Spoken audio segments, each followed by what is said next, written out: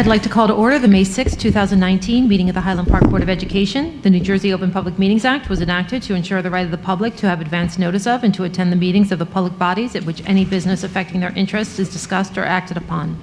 In compliance with the Open Public Meetings Act, the Highland Park Board of Education has caused notice of this meeting, setting forth the time, date, and location to be submitted for publication to the Home News Tribune and Star Ledger and posted on the board's website at least 48 hours in advance of this meeting. Members of the public who wish to address the board will be given the opportunity to do so before the board adjourns for the evening. Linda, could we please have a roll call? Ms. Byer? Here. Ms. Cimarusti? Here. Ms. Coleman? Ms. Gowan? Here. Mr. Krieger? Here. Mr. Magaziner? Here. Ms. McFadden DiNicola? Here. Mr. Rislevich? Be it resolved, pursuant to the Sunshine Act, NJSA 10-4-12 and 13, the Highland Park Board of Education will now meet in closed session to discuss personnel matters, HIB reports, and discipline. These exemptions are permitted to be discussed in closed session in accordance with NJSA 10-4-13. Information regarding the board's closed session discussion will be disclosed to the public as soon as the need for confidentiality no longer exists. Can I get a motion to recess to closed session? So moved. A second? Second. All in favor? Aye. Okay, can I get a motion to reconvene to public session? So moved. Second? Second. All in favor? Aye. All right, if we could stand for the Pledge of Allegiance, flags over here by the podium. I pledge allegiance to the flag of the United States of America and to the republic for which it stands, one nation, under God, indivisible, with liberty and justice for all. Okay, well, our first order of business today is a very nice one that I think I speak for everyone when I say we're very pleased about. We need to make an announcement first. Yes. Yeah. Which was how I was going to lead into this.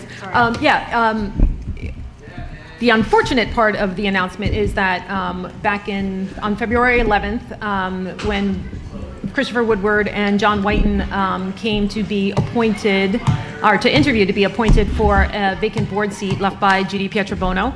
Mr. Whiten was selected by the board and then unfortunately about a month or so into his term decided that it was just not going to be a good fit due to personal and professional reasons. And I meant to announce this at the board at our meeting last week, and I apologize for not doing so, and then kind of scrambled after the board meeting to confer with folks individually. And it seemed like the most logical way forward was to have Mr. Woodward come back and join us as a board member, since he had already come, he had already applied, he had already interviewed. As we said the night that both came and interviewed, it was a ridiculously difficult decision to make because both are so ridiculously qualified and would be wonderful in the position. So we were very pleased to reach out to Mr. Woodward and ask if he would still be interested, and luckily for us, he was. So he's here, and now number 7 on our agenda says, resolved that the Highland Park Board of Education appoint Christopher Woodward, who was a candidate for the position at the meeting held on February 11th, 2019, pursuant to Board Policy 0143, as a member of the Board of Education through December 31st, 2020. So to clarify, Mr. Woodward will be filling the unexpired term of Judy Pietrobono. Her term would also coincidentally expire on December 31st, 2020. So Mr. Woodward's term will expire on December 31st, 2020, and at that point he'll decide whether or not he's going to run for that seat or not. So we are very pleased to take a vote right now on appointing Mr. Woodward. Second. We don't need to suspend the rules and elect. You moved it, yes? No, good. Your statement was moving it, yes? I wasn't Resolved. quite, but let's do that more officially. Okay. Can I get a motion to adopt agenda item number 7? So moved. Can I get a second? Now I'll second. All right, all in favor? Aye. Any discussion? Linda, do we need to we should do a full-on roll call, yeah? Yes. Okay.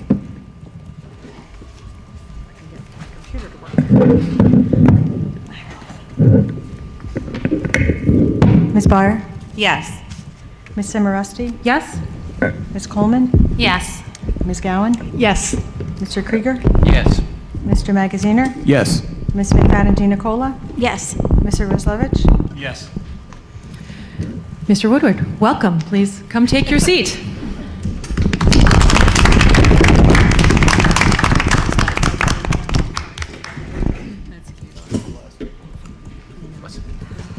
And how long does it take us to make fancy nameplates, Linda? I don't remember. Probably not for next week's meeting. not It'll for- take us not a little 1 while. week. Maybe for next month, we'll have a fancy nameplate for you. Should I have cookies? We have macaroni. So Linda will take a moment now to swear Mr. Woodward in, and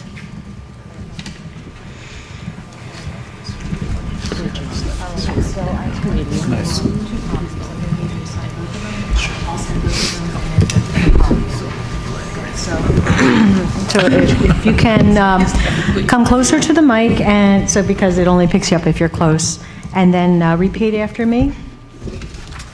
You bring the mic closer to, that's your mic. Yes. Okay, testing. Okay. Yeah. there you go. Okay. So repeat after me, please. I do solemnly affirm I do solemnly affirm that I will support the Constitution of the United States that I will support the Constitution of the United States and the Constitution of the State of New Jersey, and the Constitution of the State of New Jersey, and I will bear true faith and allegiance to the same and I will bear true faith and allegiance to the same and to the governments established in the United States and this state and to the governments established in the United States and this state under authority of the people. under authority of the people, And I do affirm and I do affirm that I possess the qualifications prescribed by law that I possess the qualifications prescribed by law for the office of a member of a Board of Education, for the office of member of a Board of Education, and that I will faithfully, impartially, and justly and that I will faithfully, impartially, and justly perform all the duties of that office perform all the duties of that office according to the best of my ability. according to the best of my ability. I do affirm that I am not disqualified as a voter I do affirm that I am not disqualified as a voter pursuant to RS 19:4-1, pursuant to RS 19:4-1, and I am not disqualified due to a conviction of a crime and I am not disqualified due to a conviction of a crime of offense listed in NJSA 18A:12-1. of offense listed in NJSA 18A:12-1. Congratulations. Welcome to the board.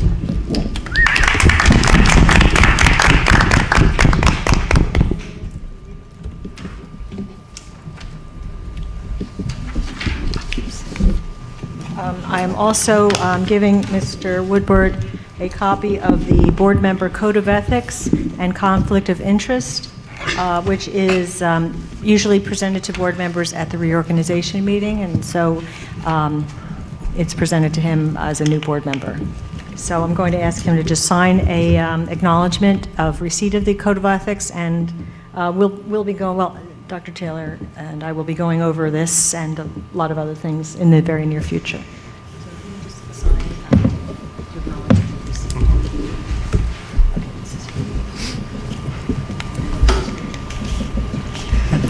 We're good. Okay, wonderful. Thank you, Linda, and thank you, Mr. Woodward, for being willing to join us. We look forward to getting to know you. Okay, so we're going to move on to agenda item number 8, which is communications. And under the communications report, Dr. Taylor is going to spend a little bit of time speaking about some of the communications that have been going back and forth between community members and Dr. Taylor and board members related to the middle school and high school world language program. Sure. I thought it'd be best that I respond in a public session so that those in the audience can also, as a group, hear my talking points. What I'll do is I'll take the transcript of what I'm speaking from and put it on the website. I often don't break out my talking points. I'm pretty good at extemporaneously speaking. But this is such a complex issue. It started out 2 years ago as a personnel matter when we couldn't find a French teacher to replace Mr. Patterson. Then it evolved into a curriculum matter. Now it's become threefold, a personnel, curriculum, and finance issue. So let me start by just reminding the board and the community that we're in this predicament because when Mr. Patterson, our French teacher at the middle school back in November of 2016, suddenly resigned, we scrambled to find a French teacher. We were able to find a replacement French teacher. The pickings were very slim. The individual we hired didn't work out. We couldn't then find a replacement for that individual. So from approximately March to June, we had to piecemeal long-term substitutes to work with the remaining middle school students taking French. Now, between December of 2016 and July of 2017, we spent close to $7,000, and as I presented on the monitor at the last board meeting, went through a number of different outlets, reached out to the Foreign Language Educators in New Jersey Association, Rutgers University. Obviously, we pulled on our own teachers and principals network. Ms. Osemier is the middle school principal, but was previously a world language teacher. So she was very involved in the world language network. But after all that time, come mid-July, we still hadn't found viable candidates to bring in. We Skyped, we did the whole, we did as much as we felt we could do. Meaning you Skyped with actual candidates who had applied? Absolutely. I'm sorry. We actually had some candidates overseas on the West Coast who reached out to us, and we did do whatever we could. No, we could fly them in to arrange for interviews. So, mid-July, the principal, the supervisors, and I had to make a decision. Do we offer students a second language, those who are expecting to take French come the 2017-18 school year, or just offer them one language, and that is Spanish? So we scrambled. We only had really a month, if you consider the time we had to put into hiring and writing curriculum and whatnot to find somebody. So I put together a survey, albeit it was summer. I recognized that we had, I think, a respondency rate in somewhere in the low 50s. But as a result of the survey, when we asked people to come back to us, and these were all, by the way, the incoming 6th, 7th, and 8th grade students and their families, to tell us what language they would prefer we offer if we can't offer French, Mandarin came out on top. 72% wanted Mandarin to be offered.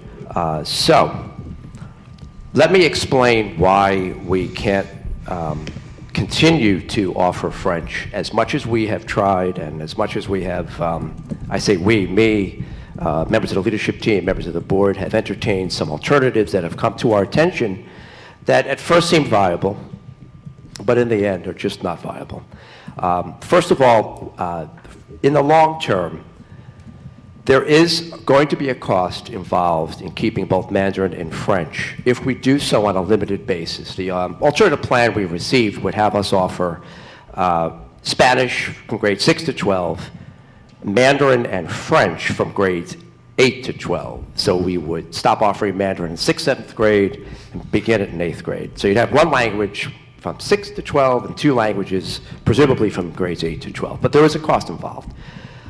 First of all, there would be an approximately $18,000 expenditure for providing an existing Spanish teacher at the middle school, what we refer to as 6th period compensation. Our teachers are contracted only to teach 5 periods. I would go down this road if we did, thinking we would have to open up a 6th period. Why? Let me explain.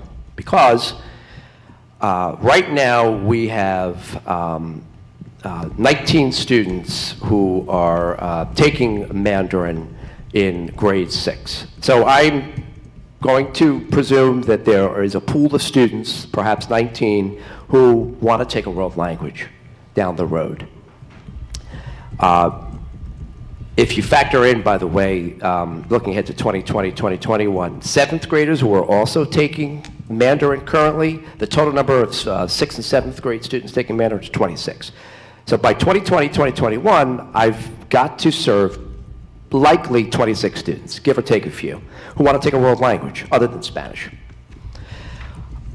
The reason why I would have to open up a 6th period is because even though I have, my numbers fluctuate in the current 5 periods. I've got some periods that may have 15 students, some periods, I have one period that has 30 students, is because we are such a small school and have limited personnel, yet have great student support needs. Some students have 504 plans, some students have IEPs, some students, we are still tracking in math, some students have to have a certain level of math, some students have to have intervention for math and reading. We can't simply assume that we can slot as many as 26 students, or 19 if it was just next year, into the existing sections. There's a likelihood we would have to accommodate them in their schedule to open up a sixth period. And we have a history of this, unfortunately. In both middle and high school, when we have an influx of students, either because we have new registrants or we have a bump class,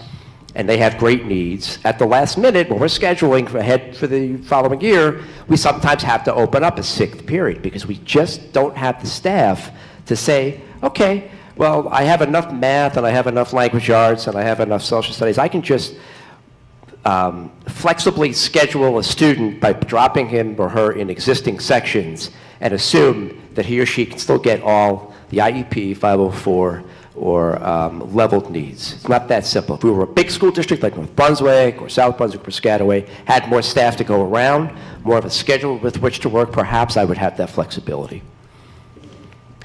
The other point I want to make about the costs that we would have to sustain, which we're not in a place to do at this point, as we know the budget is extremely difficult, would be to incorporate a program that came to my attention through this alternative plan that would have Rutgers collaborate with our school district to relieve Ms. Havas, the current French teacher, of some of her duties in the upper levels so she could push down into the middle school. We toyed around with some numbers. $8,000 was a number that came out as a potential cost for this program. That number is based on providing a part-time lecturer, a roughly $5,500 salary, and then throw the university a couple of more $1,000s to compensate them. It was a ballpark number we came up with, but we're talking about at least $8,000. So the projected total cost could be, in the midterm, if we were to bring on this Rutgers program, I'm going to say approximately $26,000. $18,000 for the sixth period and $8,000, which I think is a low number. I mean, the other program of which I'm aware that Rutgers is operating like this is in Bridgewater, and while I didn't reach out to them to discuss costs, I do believe they're charging the students tuition on some level, which the district would have to incur for these students to take French with the Rutgers partner. Let me continue and talk a little bit about the scheduling concern when it comes to trying to sustain the French program.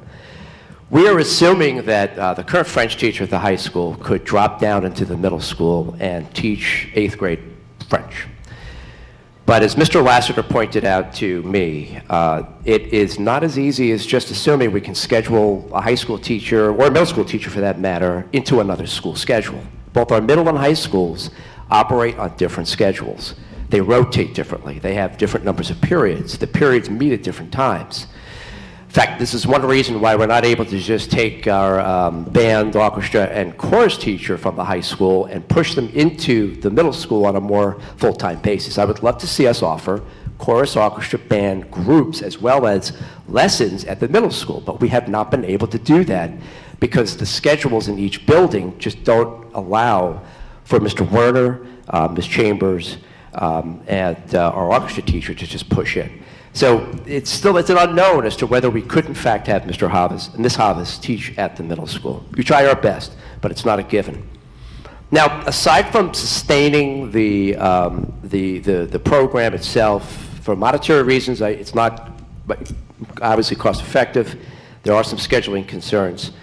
I just don't believe it is prudent for us to be offering world languages on such a limited basis. Talk about grades 8 to 12. The research says, and I'm not going to go bore people with the research because we have experts in the room who know this research, says that you want to hit world language instruction at an early a level as you can.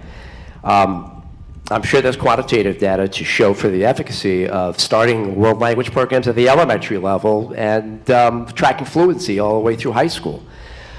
By going with the proposed plan that to which the emails refer, you'd be talking about only offering one language, and that's Spanish, from middle school on up. The other languages will be offered grades 8 to 12. So essentially, you're offering French and Mandarin, according to this plan, as survey courses. If we had the money, if we had the wherewithal, if anything, I'd like to push any language we offer down lower into the elementary levels. As it is, we have a Spanish program on a very cursory level at Bartle. But if we're going to commit to a language, I think we should do it, if anything, so it's full scale, all in, as opposed to half in. And finally, the last thing I'd like to point out, and again, all of what I'm saying is going to be printed, put on the website. The Rutgers program, as I've said in some email replies to those who've sent the board emails, is predicated on a vision. And while I'm all into working through plans and ideas, I have not done anything fast and furiously. I've tried to do them slowly and steadily. In fact, much to the chagrin of some of the board members who would like me to incorporate restorative practices on a much more swift level. This is the kind of thing that takes time. And right now, I feel I owe it to our student body to commit to a full-scale, comprehensive world language program, whatever the language is, that is in place and can continue, rather than just hope and assume that things are going to come about the way we expect them to. I just want to close by saying that, well, first of all, there's a theory running amok that we started the Mandarin program because we want to attract students from China to offset our budget. As some of you are aware, we've been trying to attract students from China so we can have them pay tuition on a J1 or F1 visa at about $20,000 a year to offset our budget. I can tell you unequivocally, this was not our intention. In fact, it didn't even cross my mind until I saw it in an email about a week ago that there should be a connection between us offering Mandarin and trying to recruit students from China. In fact, if that was the case, then I'm certainly not doing a very good job of it. Because in the last 2 years, we've only had 2 Chinese students, or 2 international students, come to us to pay us no more than, between the 2 of them, $50,000 approximately each year to offset the budget. Going into the next year, we are hoping we might have 5 students, international students, help us offset the budget. We've included $100,000 in revenue, on the revenue side for that. But based on the history, it's not looking good. We're not recruiting. We don't go to China. We don't try to bring them in. Yes, we do entertain Chinese students who want to visit us for a week or 2 at a time. But we have no recruiting effort, let alone intention to incorporate a program that people have told us they're interested in us offering, i.e. Mandarin, just to recruit students from China. Last but not least, obviously, as a board and a leadership team, we're always in learning mode, and we're always in reflection mode. We're going to continue to review the decision of our overall world language program just to ensure its viability. Just like we did with Hebrew. When Hebrew went the wayside, we had to eliminate it. And we'll do the same with Spanish and Mandarin going forward. I will have on the front page of the website in the news section a PDF, so you can download this if you'd like. Thank you. Anybody have any? Can I ask a question? Yeah. This may be really stupid, but explain to me why we couldn't have just French from 9th through 12th grade. I Why mean, we not couldn't just French as a language at high school. Right, starting French, 9th through 12th grade. Why couldn't we just have French at the high school? Right. If we do that, then assuming that our Mandarin students, and we've got over 50 students right now total in our Mandarin program, and we want to see the Mandarin students through from grades 6 to 12, eventually I'm going to have to hire additional staff to accommodate those students in the probably junior and senior years of the high school, likely a part-time staff member to accommodate those Mandarin students. Part-time staff usually cost about $25,000. So do you mean both French and Mandarin, or discontinue Mandarin and? No, I Keep mean, French. I'd like to see both. You know, I live with a world languages teacher, and his big thing is the hours of instruction that is necessary in order to achieve any sort of proficiency. So French is a Category 1 language, and it takes 575 hours around to achieve proficiency. Mandarin is a Category 5, 2,200 hours to achieve any sort of proficiency. So I feel even if we have Mandarin from 6th grade all the way through 12th grade, we cannot provide them even close to that in the amount of hours that they would need. They're not going to leave here with any level of proficiency. Whereas even if we had just 9th through 12th grade French, they could achieve. And we've had kids who have started French 1 in freshman year, and they have achieved proficiency. I'm not trying to refute your points just for this. I don't want to be, look, there's a perception, I'm sure, that I'm a French language killer, that I'm out to get the French person. I'm not on your part, but perhaps on other members of the community's part. That's not the case. The other reason why we're in this predicament is because I couldn't find a French teacher 2 years From ago. middle school. And that's still the situation today. Right. I've But surveyed my we peers. have one at the high school. We do, but we don't know how long. We don't know how long. And But we don't know it's how long our eventually, Mandarin teacher will be here. eventually that individual is going to move on, whatever. And at that point, I'm going to need to do something. Either I'm going to have the kids who are coming up fall off the cliff if I can't find another French teacher at that point, knowing that I had a history of having difficulty and my peers are still having that difficulty. So that's the other question that I have. Like, this was a couple of years ago. So, things come and go in waves and cycles. Like, is this still a major issue? Like, a couple of years ago, I remember doing a search and seeing that many districts in the area were looking for I was told by a French professor at Rutgers University about, must have been months ago, it wasn't years ago, that she is seeing more and more French language students go the route of translator professions. People are, it appears, based on what I was told, are understanding that the market is just not there right now for offering French in the school program. And so there's no long-term vision at this point that says we're going to have a better pool. This year, I know it's still an issue. And look, 2 years ago, we had to make this tough choice. And like I suggested a couple of minutes ago, I like to go all in on something. I'm not a half in, half out person. When I offered Mandarin, I knew I was making a commitment. And if I was going to make that commitment, I had to see it through. Scott? But right now, Can we, sorry? did you want to? I just wanted to say, in terms of the having it just in 9 through 12, am I correct that we had talked about, as we phase out the program, that staffing responsibilities would change?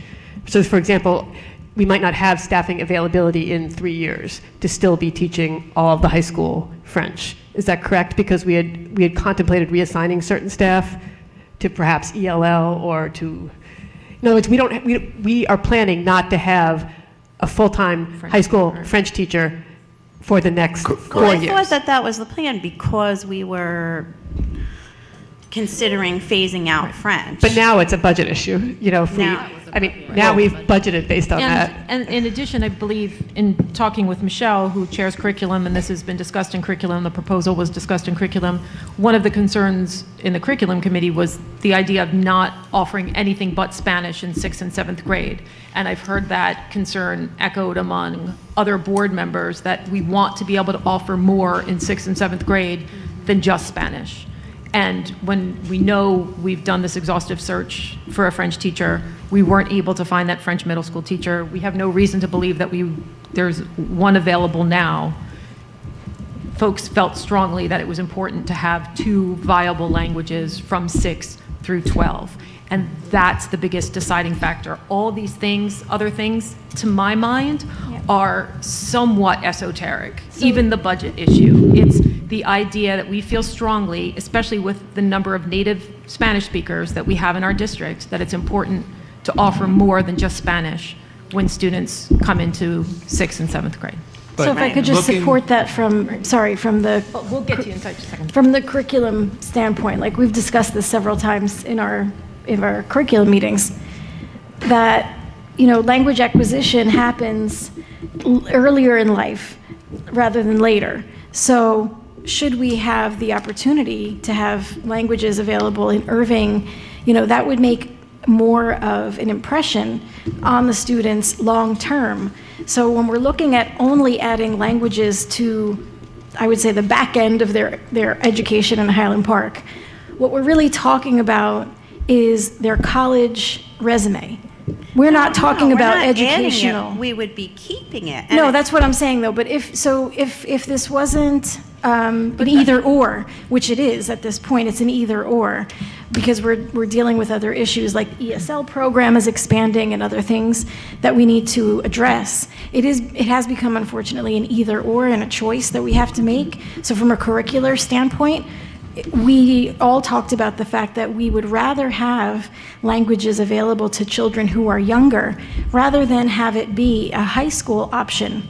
And I just want to clarify also that it was, when I went back and I reviewed all the letters that went home and all the materials that were sent out, and I watched the board videos and I did all this, the piece that I realized where we had a serious lack of communication was we sent out tons of letters saying French is no longer going to be available in the middle school. We were very clear about that. Like, this is happening. We see this coming down the pike. We're trying to problem solve for it.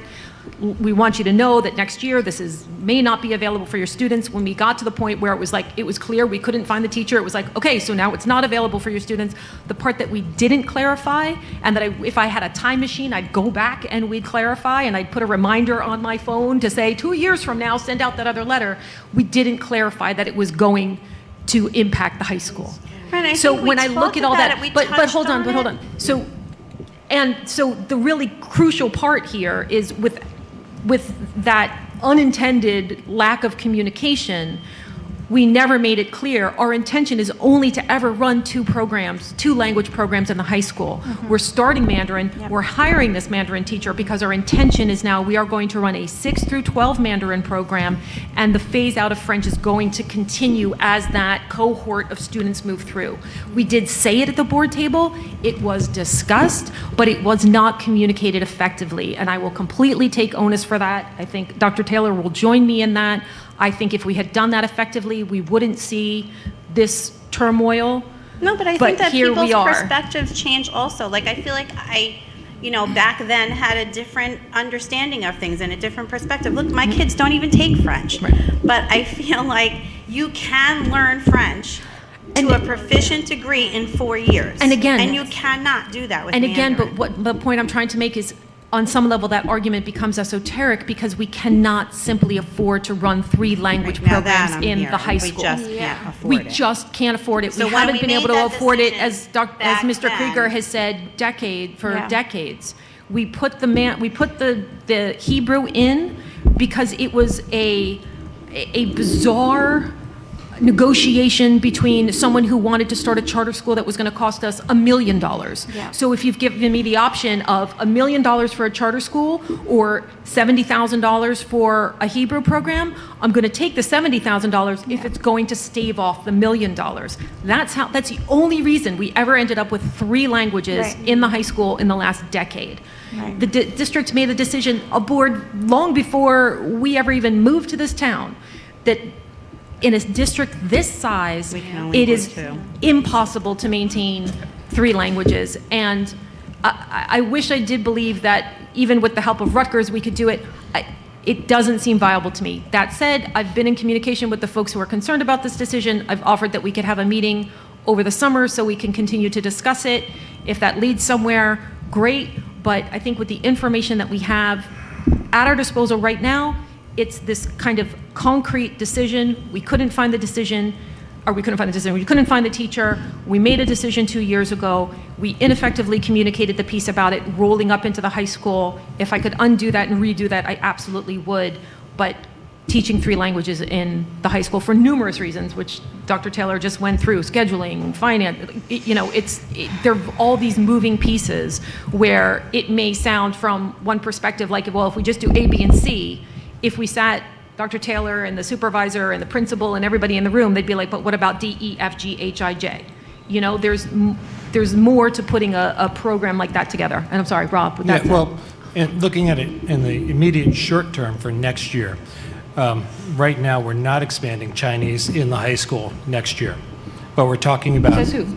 Right now, what we have is Mandarin 1 and Mandarin 2. We have no plans to have a Mandarin 3, or Mandarin 3 But hasn't there'd been be more offered. students. There'll be another whole cohort of students moving up. Actually, we have a heritage, Mandarin heritage In the middle school. program right, but that's part of what we're doing is we're building the program. So we're having, right, it's So, on the right- agenda for tonight. So, Right- so that's okay. part of it. Right now, what I hear is that we're taking away French 1, largely based on the idea that we're afraid that if we started a French 1 student now, they might get to French 2 or French 3, and then we might not be able to successfully find a teacher for them at that point. And it's not even just And- that. It's, again, it's all these things, you can boil it It's down and say it's budget, just this, right, but there are multiple We have a budget factors. shortfall for ESL, not necessarily for French, and we're talking about expanding Chinese in the middle school, but right now I don't see anything in terms of the expansion of the Mandarin program in the high school that, other than unless there's something on the program for tonight that I had missed, but none of the students were able to sign up for that. Right now we have 2 Mandarin 1 and Mandarin 2 in the high school, and we have all those different French classes. I don't see a reason to start the phase out this year when we're still talking about alternatives. If you're going to sit down with the people that came up with this other proposal sometime this summer, in the interim, let's leave French as it is. Scott, do you want to address Yeah, that? we're not, I mean, it's something that Darcy and I actually discussed on the phone earlier today. What if we waited 1 year? We'd be kicking the can down the road at that point. So even if in 2020, 2021, we went with the plan, which at first I thought was a viable plan, bring in Rutgers, push down Ms. Hobbs into the 8th grade, we're still going to incur costs, whether it's next year or the following year. And the costs, by the way, that I mentioned, I don't see going away regardless of what the outcome of the alternative plan is. You're still looking at likely opening up a 6th period, which costs $18,000, and compensating Rutgers on some level at a very conservative number, $8,000, which was thrown out there by folks who proposed the plan. So, I mean, every year, in the last couple of years, I've been dealing with $1.2 million budget deficits, and I'm cutting programs like home ec, and I'm letting go of teachers, and class sizes are going up at Bartle. I can't afford to spend $26,000. That's a part-time teacher. So whether we do it now or we do it in 2 years, it's still a problem that we're going to deal with. Scott, you mentioned Bridgewater is a district that is combining with Rutgers initiative. Is that on a French program at Bridgewater? No, it's an Italian. I believe it's an Italian program. Italian. Okay, so we do have our budget to deal with and a large agenda, so I would like to move on at this point. Thank you, Dr. Taylor, for going through all of that and for putting that up. You'll put that up on the website later today, I assume. Thank you. That'll be up tonight. Darcy, Great. excuse me, I do have a question. You have offered the folks who came up with that proposal to start Yeah. meeting with Yeah, I said with the that board, earlier. with you Oh, and that's the fine. chairs of the committees? Yep. Okay, thank you. Yep. Okay, so then next on our agenda, 9, 10, and 11 are corrections to the minutes and the approval of the minutes, which number 11 will get updated for our voting session next week. Because lucky us, we get three weeks of meetings in a row.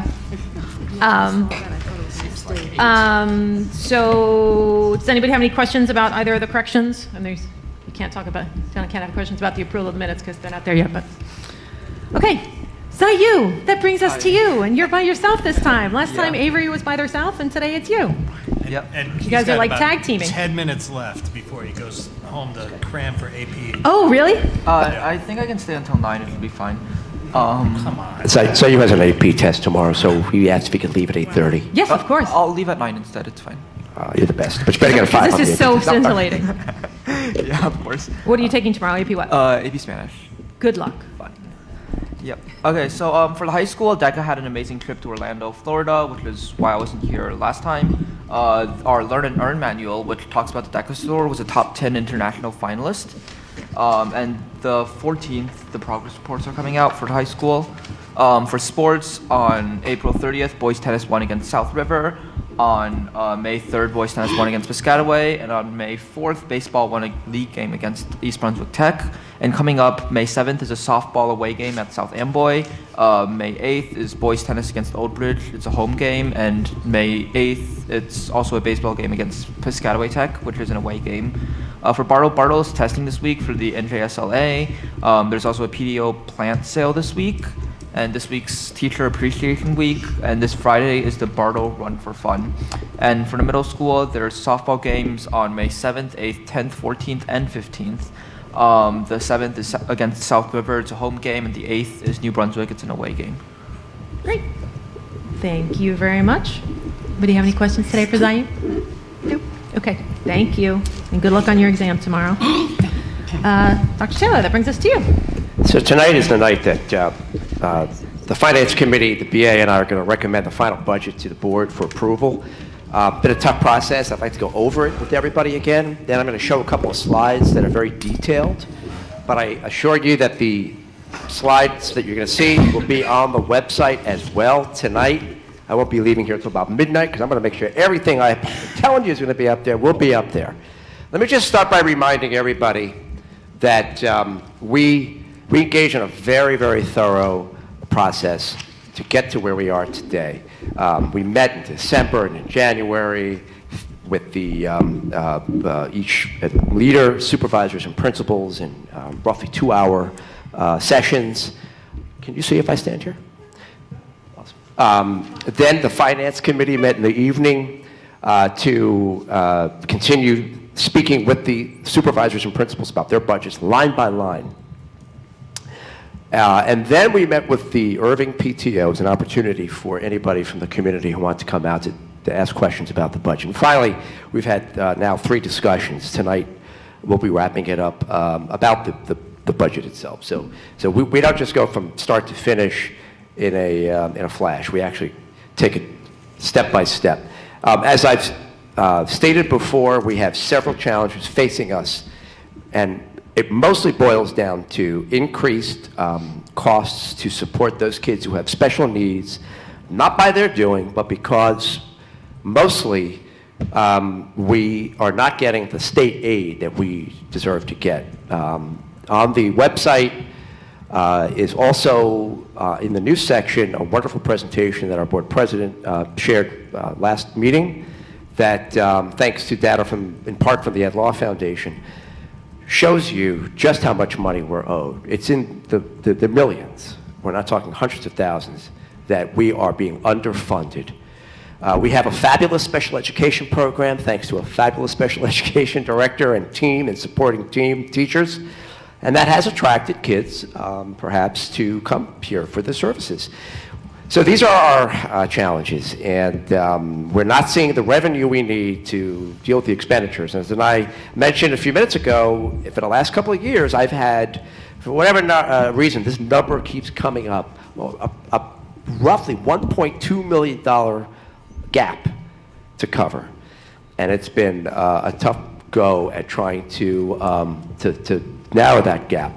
So these are the 2 slides that I have not yet showed the public or the board. I'm going to talk about them, and then you can download them if you'd like to read them closely. In the one column under preliminary presentation March 18th, I list the points I made about certain categories of the budget. And in the last column, final presentation May 6th, tonight, I tell you what the change has been to those points that I made about the various categories. So for instance, whereas back in March, we felt that we could reduce 4.5 paraprofessional positions to narrow that $1.2 million gap, after deconstructing schedules with principals, the special ed director and supervisor over the course of about 3 weeks, we came to understand that in fact we need to not only keep the positions, but as you'll see in another cell, we need to add paraprofessional positions, mostly because what we weren't accounting for back in March are the needs of the programs that we began at Irving School over the last couple of years to accommodate all those students, particularly those who were nonverbal or who were exhibiting behavioral challenges, who are now moving up to Bartle. So whereas we were going to reduce 4.5 paraprofessional positions, we are now restoring those positions. The next row, titled Additional Teaching Positions, indicates back in March that we didn't anticipate needing more staff. If anything, we were cutting staff. We had to cut 2 teachers at Bartle, and unfortunately the home economics program. Now what we realize is we actually have to hire an additional part-time special education teacher at Bartle, because when deconstructing those schedules and taking a much closer look at the student needs, we recognize that we're going to be short a part-time special ed teacher. So here you now have, since between March 18th and, well, soon after March 18th, another deficit. We were now, whereas we had balanced the budget March 18th, we found ourselves a few weeks later at about a $250,000 hole once again because of these additional needs that we discovered. Fortunately, and unfortunately, on the unfortunate side, we're losing some really strong, high-quality educators. But on the plus side for the budget, because of resignations and retirements, we actually have been able to begin to recoup some of the money. We have less expenditures because of folks who've retired or have resigned, who are making usually top of the salary scale money. We were able to use some of those savings in our expenditures to offset the $250,000 deficit that we were left with after March 18th. March 18th, there were 3 known retirements and no resignations. Soon after, all of a sudden, I remember coming back from break and finding on my desk at least 1 resignation letter and 2 retirement letters. We had an additional 3 retirements for a total of 6 retirees this year, the most that I've experienced since I've been here. And on top of that, whereas we had no resignations March 18th, 4 individuals have resigned for various reasons. So again, before I get to the last 2 rows, let me point out that there's a savings there because these are folks who are likely making a whole lot more money than we might be offering in salary to new staff who come on board. And that difference is something which we can now recoup and use to offset the $250,000 deficit we had after March 18th. We also found a way, since March 18th, in order to close this last gap, this deficit gap, we found a way to strip away another 6th period at the middle school in this case. So now we're saving another about $18,000 since March 18th that we can use to offset that $250,000. And finally, we have decided, and it was a difficult decision as a finance committee, and I, and the BA, of course, to change the way we approach some of our long-term substitute needs, whereas in the past, whenever a teacher would take leave or a para would take leave, we would conduct a full court search and hire somebody from outside and put that person on the salary guide and pay that person benefits. Now we're applying certain parameters that would have us not automatically looking for people from outside to come in to replace teachers on leave, which means we're not offering them health benefits, which can sometimes cost up to $30,000 an individual. Or salary on the salary guide. Instead, we're going to be relying on substitutes in our pool. We have a number of trusted individuals. I'm sure the teachers in the audience know, in every building, there's at least one substitute who is your go-to individual who you always ask for, you always request. We may be looking at some of those individuals to help us out with the 1, 2, 3, or 4 month short to long-term leave needs. By doing that, we save additional money. Something around, I think, about, what we are approximating is about $45,000 in savings. Now, the next slide actually shows you the total numbers. Even though I itemized some of those numbers for you verbally, here you see in writing what the numbers tell us. March 18th, we didn't anticipate staff increases beyond that number, $412,000 and change. All of a sudden, May 6th, as a result of all of that schedule vetting and whatnot, we were now finding ourselves needing $686,000 in additional staff. Fortunately, we were able to find ways to save, thanks to retirements and resignations and other means to close that gap. So whereas our staff savings on March 18th were $473,000 and change, now we're saving about $747,000 and change. Now, unfortunately, what this means is we have to go forward with our plan to reduce staff at Bartle. We reduced 2 teachers. Fortunately, because of one of the resignations, Personnel Committee is fully aware of this, we're actually able to keep one of the current hires on staff. So unfortunately, there was one person who had to be reduced in force as opposed to 2 at Bartle. And as hard as we tried, and I credit the members of the board who met with me numerous occasions. We had a board committee chair summit, personnel chair, finance chair, curriculum chair, equity and excellence chair summit to try to salvage the home ec program.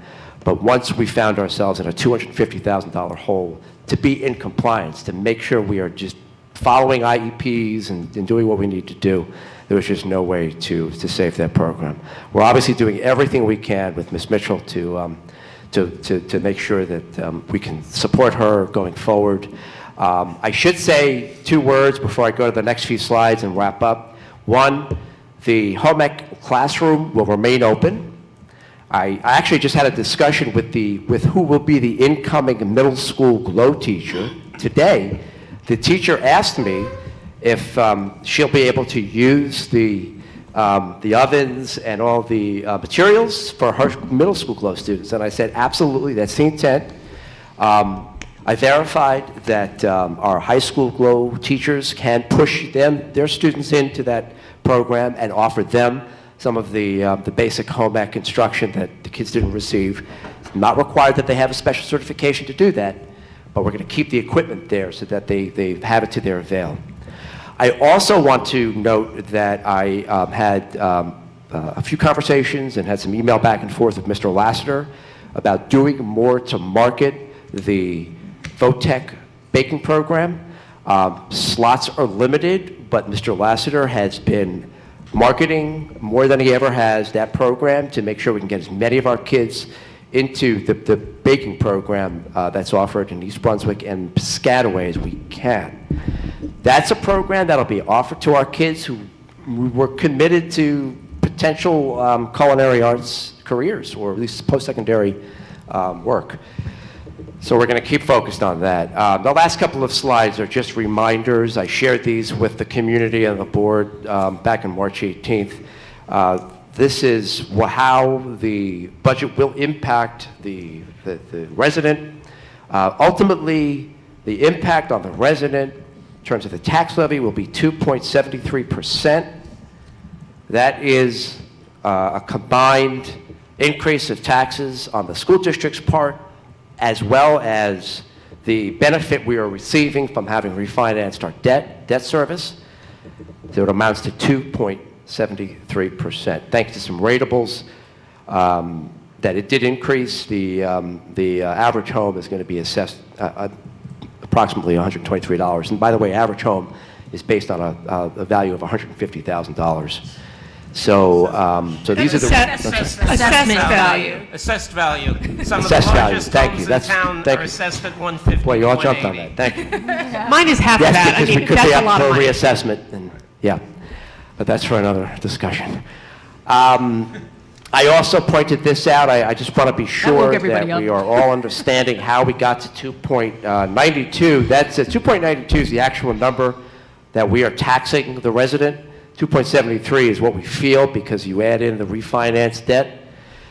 But the 2.92 comes from the allowance for us to increase the tax levy by a certain percentage to offset annual increased health costs. It's one of the only allowances the state provides school boards to go over the 2% cap.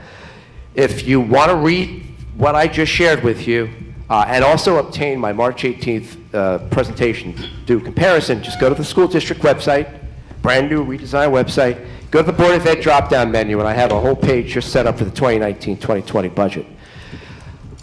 With that, I'll open up for any questions the board might have, or any other comments the Finance Committee wants to make. I'd like to make some comments as the chair of the Finance and Facilities Committee. So first, I'd like to thank the committee, and that's Rob Magaziner and Darcy Cimarusti. We met probably 10 times, including this past week. We had Finance Committee meetings before the last board meeting and before the last meeting before that, spending more than an hour and a half each time, and during the day late last week to go over this budget. We met with the administrators, and I do want to thank Dr. Taylor and Linda Hofle for their support. We got giant notebooks with every line in the district so that we could review every single line. This is not a time of any extra money. It's a miracle. It's a miracle that our administration was able to give us a budget that met under that 2% or 2.9% with the exemption. And I'll repeat that, it's a miracle. The miracle was that we were able to do it with such a small effect on program. The home economics program, we spent many, many hours trying to find the extra money. We couldn't find it. That program obviously suffered. But we did everything in our power to keep the programs and to keep the class sizes and to keep the staff.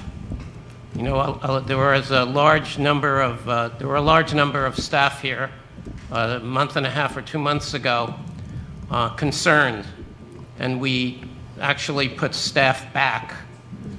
So there is a reversion to the mean, and that is we had the retirements and the resignations. We haven't had more than 1 or 2 in the 4 years I've been on the board. And this year we have 5 or 6 or 7. So it caught up. And without that, we would have been looking at supplies, we would have been looking at programs. We did have savings from the new computer initiative. There's a minimum savings of at least $13,000 by leasing equipment rather than buying equipment. So that's a saving for the district, and it also gives the district a more equitable program for the students, so that every student has from 6 to 12 has a computer. That is we'll have savings. Actually, we'll have more than $13,000 savings, but we won't know the exact numbers until probably the end of the summer. But we did everything we could, and it's sadly, given the state funding not getting better, if you read the newspapers, you'll see the districts that are laying off 20 teachers, 40 teachers, 60 teachers, 80 teachers, closing schools, closing programs, wholesale, and we've managed to, for the most part, to stave that off. So again, I want to thank our administration and the committee and the whole board for working so hard on this. And hope is perhaps with some changes in the state, in programs they're looking at the legislature, we can get more aid, get better aid, and make things better next year. So again, thank you all. Thanks, Mark. Does anybody have any questions for Scott, Linda, or Mark? One of the first questions I had, over at Bartle, I know we're down to 1 RIF, but are we still looking at the same class size increases? So actually, so it's 2 RIFs, and yes, class size is on average of 24 in grades 2 to 5. But I'll clarify that because of a resignation, only 1 person lost a position. So it's still 2 RIFs, 1 person leaves, but the other person fills that resignee's position. And then through this process, one of the things that I looked at when I was going back through some of the video, was there any consideration to looking at cuts within the administration? Administrators? Yeah. Yes, there was. There was. In fact, it was discussed in finance, I think, at least one point. Concern, of course, is that we're making do with what we've got because of the evaluation loads and new Achieve NJ law that took effect. And we are recognizing what the staff asked us for in a survey when I first came on board, and that's to have content area supervisors. I mean, you can't do it without principals. We recently added an assistant principal at the high school because we had safety and security reasons. So you'd be potentially looking at supervisor cuts, but that would take us back to a place at which we were before, back in the era prior to my coming here, which was a tumultuous time. So we didn't want to revert back to that, but it was considered. But we did look at administration and decided that we couldn't. We took it very seriously, and our HPEA members came and discussed it, and we had done it before, but we also took it seriously after, and had discussions on multiple occasions. Okay. One very strong reservation I have going into this budget is the one-to-one computers for 6th grade through 12th grade. I understand, and now I got numbers from Mark just a couple of days ago, which laid it out pretty succinctly how we could go with a 950 computer lease and actually save money as long as we don't repair any computers that are moved down to Bartle and Irving for a year, and and then use a lot of that lease towards the computers that the teachers need, and then the computers for the Fuse Lab and for Glow, and for other purposes here and there. But I still have very strong reservations that the district as a whole is not ready to go one-to-one. That handing everyone a computer doesn't necessarily equal equity, because just because everyone has a computer doesn't mean they have the same resources at home, the same Wi-Fi at home, a printer at home, a scanner at home, the resources that would enable them to use it the same way, a parental figure that keeps their brother or sibling from taking it away from them as soon as it gets to home. So I don't feel like it's going full bore for 7 grades out of the gate makes sense. Other districts that I've seen have taken it, a step-by-step approach to make sure that they're phasing it in. And I think that might be a cost savings to the district to look at it and go, where's the best place to start, and how many grades do we start with? Or do we really just go with throwing it all at all 7th grades? I would only give one small answer. I think there's a lot of answers. I first started seriously considering this, which I didn't 2 and 3 years ago. Thank you for looking at it, though. No, you're welcome. I first started looking at this seriously, and again after being strongly opposed to it 3 and 4 years ago. And I'll add, the whole finance committee was. When this came to the finance committee 2 years ago in the budget, we all just kind of went, because the cost was astronomical. Right, but over the winter break, I was with a family that I know in Edison, and the kids were walking around, and they're high school students. They were walking around with their iPads, and they were Edison iPads. 2 of them, a senior and a sophomore. Max. I'm sorry, Max, right. And I asked them about it, and I asked their parents about it, and they said, at this point, every student in Edison has a computer. And I said, what? They're not all Macs. Some of the younger students have Chromebooks. But every student in the, I don't know middle school and high school, because these were high school students, but perhaps middle school and high school had a Mac. And I asked them about it, and they said, yeah, we started this a year or 2 ago. And every student in the district has it, and they phased it in. They phased it in, though, middle school and high school first, and then down at the elementary schools. So I asked them for their literature. What did they get? What did they get from the district? So they got rules and regulations, but they also got documents on what they're giving out, how to use them, what's the purpose, how they're being used in the classroom, the curriculum savings, the supply savings, all the rationales. And I was honestly kind of floored. But again, it's a lease, and they do 3 and 4 year leases. So I felt if Edison can do it, Highland Park can do it. And frankly, not as well. Somehow they have a budget, we don't have a budget. But they had enough budget to be giving out MacBooks and iPads and Chromebooks to everyone. I felt if we can, they should. And we have an excellent STEM supervisor who worked in a district where they did the same. I always forget the name of the district, sorry. Madison. And they did the same 4 years ago. I just felt if they can do it, we can do it. And after the administration looked, I didn't personally look at all the details. And the administration said, yeah, we can handle this, and the costs coming from Linda's office are reasonable. It seemed just the right thing to do in this day and age. We are in 2019, and we should be able to do this. And I do understand it won't make everyone equal, Rob. I completely agree, but it will go a long way for many students to help them. So that's why we did it. Well, I just want to add that Dr. Nicosia, that your points are very valid, your concerns are very valid. It's a big deal, it's a big initiative. We're talking about using the summer months to launch it. Dr. Nicosia will be here June 3rd at that meeting to make a more detailed presentation about what the logistics are going to look like. So please address your concerns to her then. Yeah, but that'll be after we vote on the budget.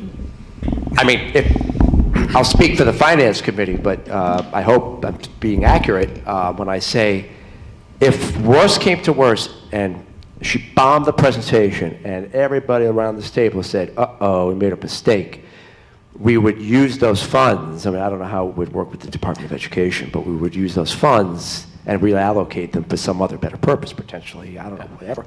Frankly, I tell you what happened with those funds. We'd revert them back to the old method of buying and fixing new Chromebooks and repairing existing ones. But we don't anticipate that happening. And I just want to add that this didn't just come out of the Finance Committee. This also came out of the, Scott, help me, I forget all the names of all the committees, the Central District, which is comprised of teachers, staff, administrators, board members, in our discussions about how do we fix some of the equity problems that we have. And of course, no one is under the delusion that this makes all children now equal and all children are going to be on equal footing.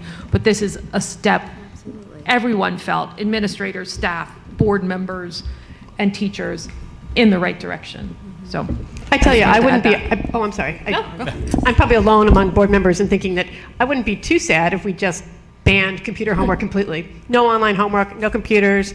If you need to type a paper, we'll find typewriters for you, something like that. But that wasn't happening. And, I'm an outlier in that regard. And, maybe that's not the right thing to happen. I know Mark, for example, feels like that really limits our students to do that. But unless we really ban all online homework and all computerized homework, we're in a situation where some students cannot do the work. And I don't know how we can continue to move in that direction. I mean, if we don't do it with all 6 grades, then we're going to have 7th and 8th graders. We're going to have 5th, whoever, 6th graders who can't do their homework. And I think we're still going to have students who can't do their homework because they're going to go home and they still don't have Wi-Fi. But you have that, you have that problem with paper and pencil. You have that because kids don't have the adult supervision at home. You have that because the kids don't have the opportunity. There's always going to be those inequities. Well, the Wi-Fi, the Wi-Fi, as we've talked about, Dr. Nicosia is going to train the teachers on how to make many of the apps downloadable. Now, you can't do research, obviously, if you don't have Wi-Fi. You can go to Dunkin' Donuts. You can stay at the computer lab after school. There are things you can do. It doesn't resolve the problem with research. But in terms of writing papers, for example, Google Docs can be used offline. Apparently, many staff members, I also do not know how to do this. But we're going to get training on this, presumably. So the Wi-Fi thing is a problem, and we've explored many routes to try to get community Wi-Fi going, and it hasn't happened yet. It's all wound up being too expensive, or we haven't gotten the sort of interest from other potential partners. So teachers are still going to have to limit the amount of internet research that they are assigning for homework. That's just going to have to continue happening. But otherwise, we're going to hopefully be learning how to make the Google suite of apps available offline. Is that correct, Scott? Yep. Mm-hmm. Yep, it is. We even have a tutorial floating already to the teachers that was sent out about how to do that, prepping them. Great. I wanted to add something to what Scott said. for your benefit, Rob. I think if during the summer it becomes clear that we can't roll out the equipment properly to all the students, my view of the fallback, it's just my view, but I think it's a rational view of the fallback, would be to roll it out to the 9 through 12 and then roll it out. And I even heard this in a meeting, I may have even been at this table, that they would get rolled out first to 9 through 12 and then more slowly to 6 through 8. So it's not like every machine will 100% be put in everyone's hand on whatever that day is in September. If things go well, that will happen. If things don't go as well, perhaps 6 through 8 might get the machines a little later. But I think the intention is that every student in 6 through 12, early in the year, as early as possible in the year, will get a loaner machine from the district. Within this lease, is there an accommodation for any of the students who where Chromebook is inappropriate and an iPad is the better choice for those students? Not to my knowledge. Okay. Well, we are If a there's an Google Apps IEP, for then- Yeah, education. if that's in a would kid's be an IEP, that would have to happen anyway. We But do so have it's certain not students. part of the lease, it would be an add-on to But the that lease. would be no Right. matter what. It's an IP, it's mandated. Those kids would continue, we would continue to pay for iPads for Yeah. those students. I mean, I have a kid who gets her own computer because of her IEP. It's been a complete game changer for her because it's hers. She gets to take it with her back and forth, and it's just got her stuff on it. I mean, it is really this complete, before where she couldn't complete homework at all because she had to be required to use different things and log in here and then there, and then it was too much for her. But to have the one computer that's just hers, that's got all her stuff on it, opened totally different doors. So I am confident that this is going to be beneficial for many of our students. And I do want to add that my two young friends in Edison, they talked about this as it changing their lives, that there was one computer in their home, and they got their own machine to walk around with, and it changed their lives and what they could do in school, especially for the younger daughter, who was okay in school. But she really started to shine once she got her own machine, and she didn't have to fight with her sister about sharing and just everything. And so I'm very, very hopeful. I'm really, really hopeful. And I said to someone, if the only thing that our group, and with me as chair, accomplishes in my time on the board is to make this rollout happen, Right. I think that would be time well served. And anytime we've had these meetings, finance meetings, and we've had the principals in the room, they've known that they could save tremendous amounts of money when we get to this point because of the textbooks that they don't have to re-up. And there will be additional savings that come with this. Like the principals' faces light up when they understand that all of their students are going to have access to this, and it's not going to be playing the cart game of who's got a cart and who doesn't have a cart. But also at the same time, I want to make it clear that whenever we've met with Dr. Nicosia or we've met with any of the principals, and we'll reiterate it when Dr. Nicosia is here, nobody's intention that's been involved in these discussions is to turn it into our kids are on screens the whole time that they're in their classrooms, or all of their homework is now online. That's not the intention. We'll reiterate with her, we'll monitor it. That's not the intention. Also, I just remembered a lot of our conference workshops that we went to in October. They centered around students having their own laptops or iPads so that they could get their work done during the school day. And they could also create websites, personalize different things so that at the end of their time in middle school or high school, they had created kind of like, a marketing tool for themselves. And so it was like an online journal type thing. There's just so many different conference workshops that I saw personally down at the board conference that centered around the curriculum that would be benefiting like the one-to-one. So it's just kind of a given. The way that they talk about these things in the world of education, I mean, it's very, very different than the way that I remember. And it's not necessarily antisocial or, taking away from any kind of tactile learning, because we're talking about middle schoolers and high schoolers.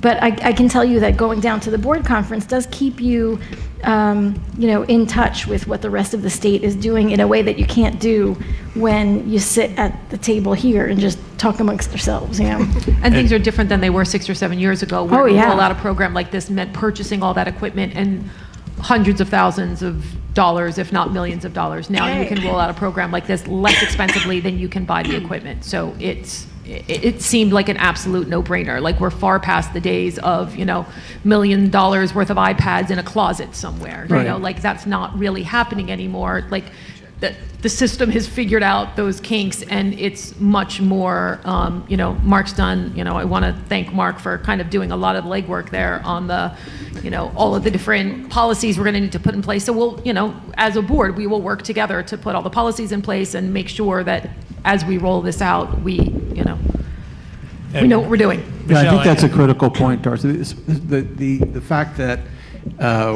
we are moving in this direction is actually, due to the efficiency of the program, a savings, slight savings, but a savings over the cost of what we had been doing before. What we had been doing before was costly.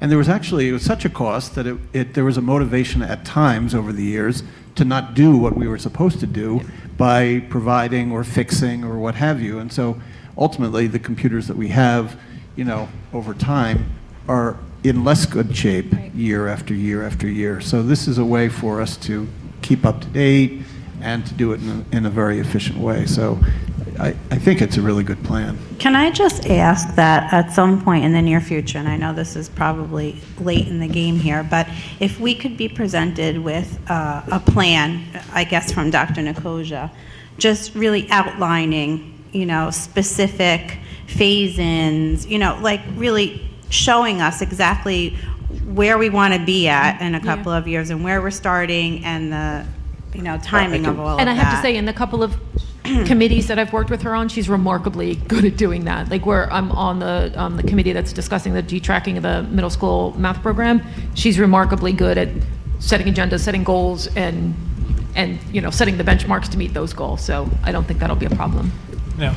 Good. Michelle, I know a few years ago, one of the things that you had brought up was about having Chromebooks and Google being able to access all of this data on our kids. And my understanding is that still hasn't necessarily gone away. Do we know if Dr. Nicosia is looking into safeguards for the same thing? Google has stopped crawling, if I could just interject with the only piece of information I have, which is that Google has now committed to no longer crawling email, I think, or docs. I can't remember which it is. So there's one that they used to crawl with their automated spiders, but they don't anymore. I like that, crawl with automated spiders. Yeah. I don't even know this language. So that obviously does not take care of all the concerns. And I personally will be telling my kids not to put down anything too personal. I don't want their addresses on there. I don't want their phone numbers on there. They're going to have to. Well, Hopefully Genesis is more secure. My kid's phone number's on Genesis. It should not be going on his Google Docs. I mean, Crawling issues with Genesis. No, it's a really insular type program. But so my I just wanted to say that from my understanding, nothing much has changed other than our awareness of what is potentially out in the world without our permission. So we can only keep private what we can keep private, to a certain degree. So just having the awareness that is something that does happen when you put something out onto the web, that it does exist outside of yourself. That's really all we can do, to be aware that that's happening and to be, reserved in our sharing. So if we are doing this type of schoolwork right now, which we have Google Classroom, we've had it. Nothing changes if we give students computers to use, but it does give us the opportunity to have the conversation about safety and privacy. So, just like we would in, for example, a sex ed program, we would not only talk about, one type of behavior, we would talk about all the potential behaviors and the different, risks involved. So I feel hopeful that it opens up the opportunity for a conversation about security and privacy, and that our students are not naive enough to think that just because it's on this tiny little laptop that it's private. It really is an important conversation to have with kids at this age. Sure. And Scott, could you have Dr. Nicosia address that in her presentation next week? What security is already built in through Google Classroom. I seem to remember there being different, like the Google that we use being different than the Google Classroom, and there's being different firewalls, and John could probably speak to some of this too, because the kids don't have Google addresses, they have hpschools.net addresses, so I think there are a couple of firewalls built in there automatically, so it's not the same as, me with my dorky, hi, darcycimaresti@gmail.com. It's not the same thing. It'll probably be helpful for her to help you visualize by demonstrating on the projector some of the things Yeah, we're whatever talking she can about, do to if kind of possible. I'm sure she has a lot more information that she, at her disposal than I have, with my very limited she's knowledge been very on it. responsive to a handful of other questions that I Yeah, had too. no, okay. And then, All right. really so- quick one for Mark and the finance, in relation to the track and field turf replacement. Totally separate. That's not in our operating It's a budget. movement of capital. capital funds. Right, yeah, And but it's not in our operating budget. It's only because we didn't move those capital funds into any other portion of the operating budget. No, it's never in the operating No, budget. it's It's never in capital. the operating budget. No, It's to only build a the- new track, it's only in the capital budget, and it's only there in the case that the county and the borough and the borough. cooperate and pay for 3/4 of it. Okay. As we believe they are supposed to do. Oh, yes, they are happily going to fund 3/4 of it, to the best of our belief. Well, yeah, it's a community field, right? is a and community field. that's how it was built. It was built with that intention, and there were documents that were drawn at the time that Right. the borough was to be putting money aside, just as we were to be putting money aside in capital reserve, so it doesn't come out of our operating budget, because we'd be in really big trouble if it needed to come out Well, of the our fact is, operating it budget. could come out this year, or if we don't have the money from them this year, it could come out next year, but that's where it would come from. Over the 10 or 11 years that it's been in place, has there ever been any follow-up impact testing to see whether or not the integrity of the field is? Yes. Constant. Okay. Yes, several And times. Where are we at now? Bad. Okay. That's why we're talking about replacing it. It's not terminally bad at this moment, but it's bad. But it's Linda- not what it was. Linda has done the Linda has studies. and- They do annual testing. Oh, it's annual. Yes, and it's not unsafe. Right. It's wearing down. It's just getting close. Getting close, yeah. Okay, thank you. I had a quick question about the computers thing again. So, if I remember correctly from the last time, there's a special fund that the computers are funded by. What is it again? Or No. is it That is, Isn't it like? huh? At least. Are you not allowed It to? does come out of our operating budget. That does come out of our operating budget. But you're not allowed to use it for anything else if you're not using it for the computers. Is it not possible to use it for fixing up the music program, buying new instruments or anything like that, to instead of buying the computers or doing anything else with that money? Boards set priorities, absolutely. Right. Of course, we could use it for something else, but we've chosen to use it for the computer equipment and to save money against what we originally had proposed to spend. But because so the proposal right now is to buy 950 or lease 950 Chromebooks with insurance and everything like that. But if you were able to lease 800 instead, that 150 Chromebooks, even if it's $20 a year, would be able to buy an instrument or something for another club or band or orchestra, anything like that. So I'm just still not 100% understanding why we can't buy less than the proposed 950, which is more than the number of students who definitely need a Chromebook. Well, not to avoid your question, but it isn't quite 950 in total. There are a number of computers that are built in that are laptops, which will be going to teachers who don't have laptops. So that we felt that, of course, was important as well. But to answer your question, we felt it was appropriate to roll out the correct number of machines for the 6th through 12th grade, and to not leave any student out, with that, whether that be all of the 6th grade or all of the 7th grade, or students who raise their hand and say, I have a computer. We decided to roll it out, and again, to save money for the district, and perhaps next year, and we have had this discussion, in fact, with some of the folks in the music program. We have had a discussion about at least evaluating doing something similar for music, but not at this time. But just rolling out the computers for everyone, even the students who have their own device like me. It just feels like a waste of money. I know that the program will save money for the board, but if we lease even less computers, it will definitely save more money for the board. And I think Dr. Nicozio will address some of that in her presentation at the next meeting, because I think she has very clear ideas about doing this kind of a program versus a bring your own device program and how that's going to look. So I think I think a lot of your questions will be answered when she comes and does her presentation. Okay, thank you. And I certainly hear your point, and I think it's an interesting one, right? So if we had different student reps here, they might have different priorities, right? Their priority might not be musical instruments. It might be an additional sports team, or it may be something for field trips, or do you know what I mean? Like, everyone brings their own priorities to the table, and that's why we have 9 board members, so we can all kind of, and we try to meet with all of the administrators, and we meet with all of the supervisors, because we have to take what everybody wants to see for the district, and we have to somehow boil that down to priorities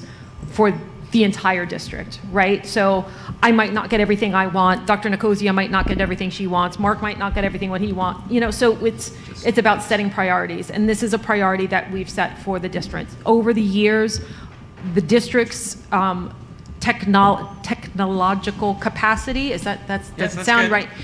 Has really been very chaotic, for lack of a better word. And if you want to go back 5 or 6 years, the lack of technology in the district was used to make some really big shifts in our, because we weren't ready for the 21st century. So we're not really a 21st century ready kind of board, but we also don't want our students to be so dramatically behind their peers, which is kind of where I think we all felt we were kind of heading. And past boards did not make this a priority and would very strictly limit the amount of money that would go towards technology. And it got us in a place where we really did have dramatically outdated Wi-Fi, as you've addressed many times, dramatically outdated computers.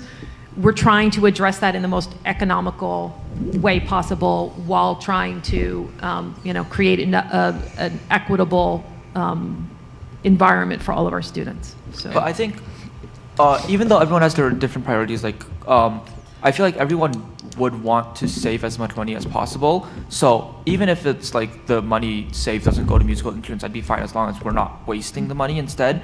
But I guess I'll ask Dr. Dakota next week about her plans and how she sees the issue in order to. We did talk I think the last meeting or 2 meetings ago maybe, about how if we did just give computers to students who raised their hand and said they needed a computer, that raises all kinds of problems for staffing. We have to have a staff person who is assigning those computers. It just gets much more complicated. And there's also issues with what's the word I'm looking for? When you're stigmatized, stigma, right. I mean, this person has the basic computer. I have my nice computer. I don't use the Chromebooks because I don't like Chromebooks, so I'm using my Lenovo. At a certain point, I think many board members felt that the advantages of trying to just give out a couple computers were outweighed by the advantages of not having to deal with the stigma, not having to have a staff member that was going to go through and evaluate everybody's eligibility and and I think I think we came out on the right side of that. But yeah, Dr. Nikozia will, I'm sure, tell us more. When is she coming exactly again? Scott, wasn't it Scott June? said June 3rd. June 3rd, right? Yeah, okay. In 2 more meetings. Okay, so it's next month. Yeah. Thank you. That's what I Okay, so if no one else has any other questions on the budget, doing a scan of the table, we're going to move on to item number 14, which is 14A is public comment on the 2019-2020 budget. So just to be clear, this is public comment, but it is specifically and only on the budget. So if anyone has comments related to the budget, please come up to the mic. Good night, Zayu. Good luck. Thank you. Bye. Good luck. Take care. Good luck tomorrow. You're going to ace it. Hi, I understand what you said. I'm Anna Pereira. I live at 344 Becker Street. I understand this is about the budget, this budget. Correct. I just want to mention, because in a meeting where the budget is presented and the budget issues are raised so many times in connection with French, I'm not going to say it's misleading, but it could create some ambiguities. I want to say that the proposal we put together was one of the co-writers was budget neutral. There were no Anna, expenses. but we're really not talking about that right now. We're talking about the budget presentation and the budget that we're adopting. And you'll have I just want to point out there are 2 more public comment sessions as we would normally have in an agenda, right? Normally, we have two public comment sessions, one after we go through our reporting, and then again at the end. So you'll have both of those times, but this one is specifically set out for the budget. The whole budget, the budget that we're adopting. So if it's any... This is sort of like our statutory period, right, where we just consider the budget that we're going to adopt and Yes. submit to the county. Correct. Right. Is, Cough drops. So I have a whole speech written out. Sorry I came late. Really Don't wish be I sorry. could. So my name's Uchechi. Once again, if you guys don't remember me, I'm the student president of the Highland Park High School, and I've been collecting feedback about the new budget and the stuff that's happening that you guys were discussing about from the students, and I'm here to present that. So good evening to the Board of Education. I was going to say Zayu, but he kind of left. Yeah, the Board of Education earlier said that they tried their best and apologized about the issues that are happening, especially with home ec, but many of the students don't find that to be, aren't really accepting that apology, especially since there's going to be current students, excluding the seniors, current students who aren't going to have home ec and future students who aren't going to have home ec, who need those life skills earlier. You can argue the fact that you can learn that on the internet because this is the 21st century, but not many people do have that accessibility. And earlier, you guys have stated that you're going to use the computer budget, which is giving each student a computer, if I'm correct. I'm not sure. But many of the students are finding that plan to seem like a huge backfire because some students, I even have a quote from one student saying that, I quote, that I will use that computer only for games or for personal usage and not actually school. So I was, one of my questions is how you're going to be able to monitor if they're actually going to use those computers for school. And another part is that since we do have computers now and there's multiple students who do have their own personal devices that they do bring to school, are you going to only give this computers to students who actually do need it and actually don't have computers at home? And another portion was, well, there has been multiple questions that the students of Highland Park High School have been addressing. Is like every new student in our school going to get a computer? Especially for, I don't know if it's going to be for the high school and the middle school, but is every new student going to get a computer? Okay, I just need to be clarified. I was late, Yes. my fault. And yeah, well, honestly, a lot of the students don't really see eye to eye if it's possible to maybe explain that to them, what the budget's going to happen, because a lot of them are out of the loop and they don't know what's happening. I'm even out of the loop and I don't know what's happening at some portions. And that's basically my point. Well, one of my points is actually that Zayu even mentioned this, is that if you can only give the computers to certain kids who actually do need it, because a lot of kids in our school already have personal devices at home or have their own computers that they do bring to school, is it possible to use some of the remaining of the money to fix actual stuff in the school? Because if I remember, there's a lot of broken stuff in the school, like classrooms who have equipment that they do need to teach in school. Some of that stuff is broken that the school actually owns. There's broken ceiling tiles somewhere in the school, and there's also some broken pieces of furniture around the school that do need fixing. So if it's possible to use the remaining money into that portion. Yeah, of course. And that's all. Before you go, first of all, let me make sure everybody knows that Akechi is our Student Congress president. So when she's speaking, she truly is representing the student body, the high school. Could you do me a favor and email me, I think it was like 3 or 4 questions about the one-to-one computer initiative? Yeah. So that I can make sure Dr. Nicosia responds to those questions when she presents. And I don't know how you get things out to your constituents, but you could have them students either tune in on June 3rd at about probably 7:45 to watch Dr. Nicosia's presentation, or they can come back to the recording. Yep. And I have one question. Yes. You're okay with that? So, Yeah. do you think it would behoove Mr. Lassiter and I to meet with students during lunch, put some kind of note out, hey, if you want to talk more about the budget, or it sounds like the one-to-one initiative is one thing, and then there are concerns about money and the budget, and that's another thing. Yeah. And I really do love to work with the student body. So maybe it would help if Mr. Lassiter and I had a forum. Yes, of course. Well, one of the things that our school does have is that we have a student senate where there's our students who come in during period A to actually talk about issues of the school. We're actually going to have one tomorrow, talking about common casual bigotry happening in our school. That's one thing that we're talking about tomorrow. So we do have future senate meetings happening in our school. One of the things is the students who I talked about were the students who weren't comfortable talking to teachers. So that's why they came up to me. But I can try to persuade them to talk to you, Dr. Taylor. I think the people that you can talk to who aren't afraid of adults are the people who are going to student senate. So sounds like it'd be good for Mr. Lassiter and I to meet with the student senate. Yes. And so tomorrow it's a little quick for me to turn things around, but maybe you can email me. When you send me one email with those questions about one-to-one, maybe you could also give me some dates. Yes. And I'll reach out to Mr. Lassiter. And I have two more suggestions, if I may.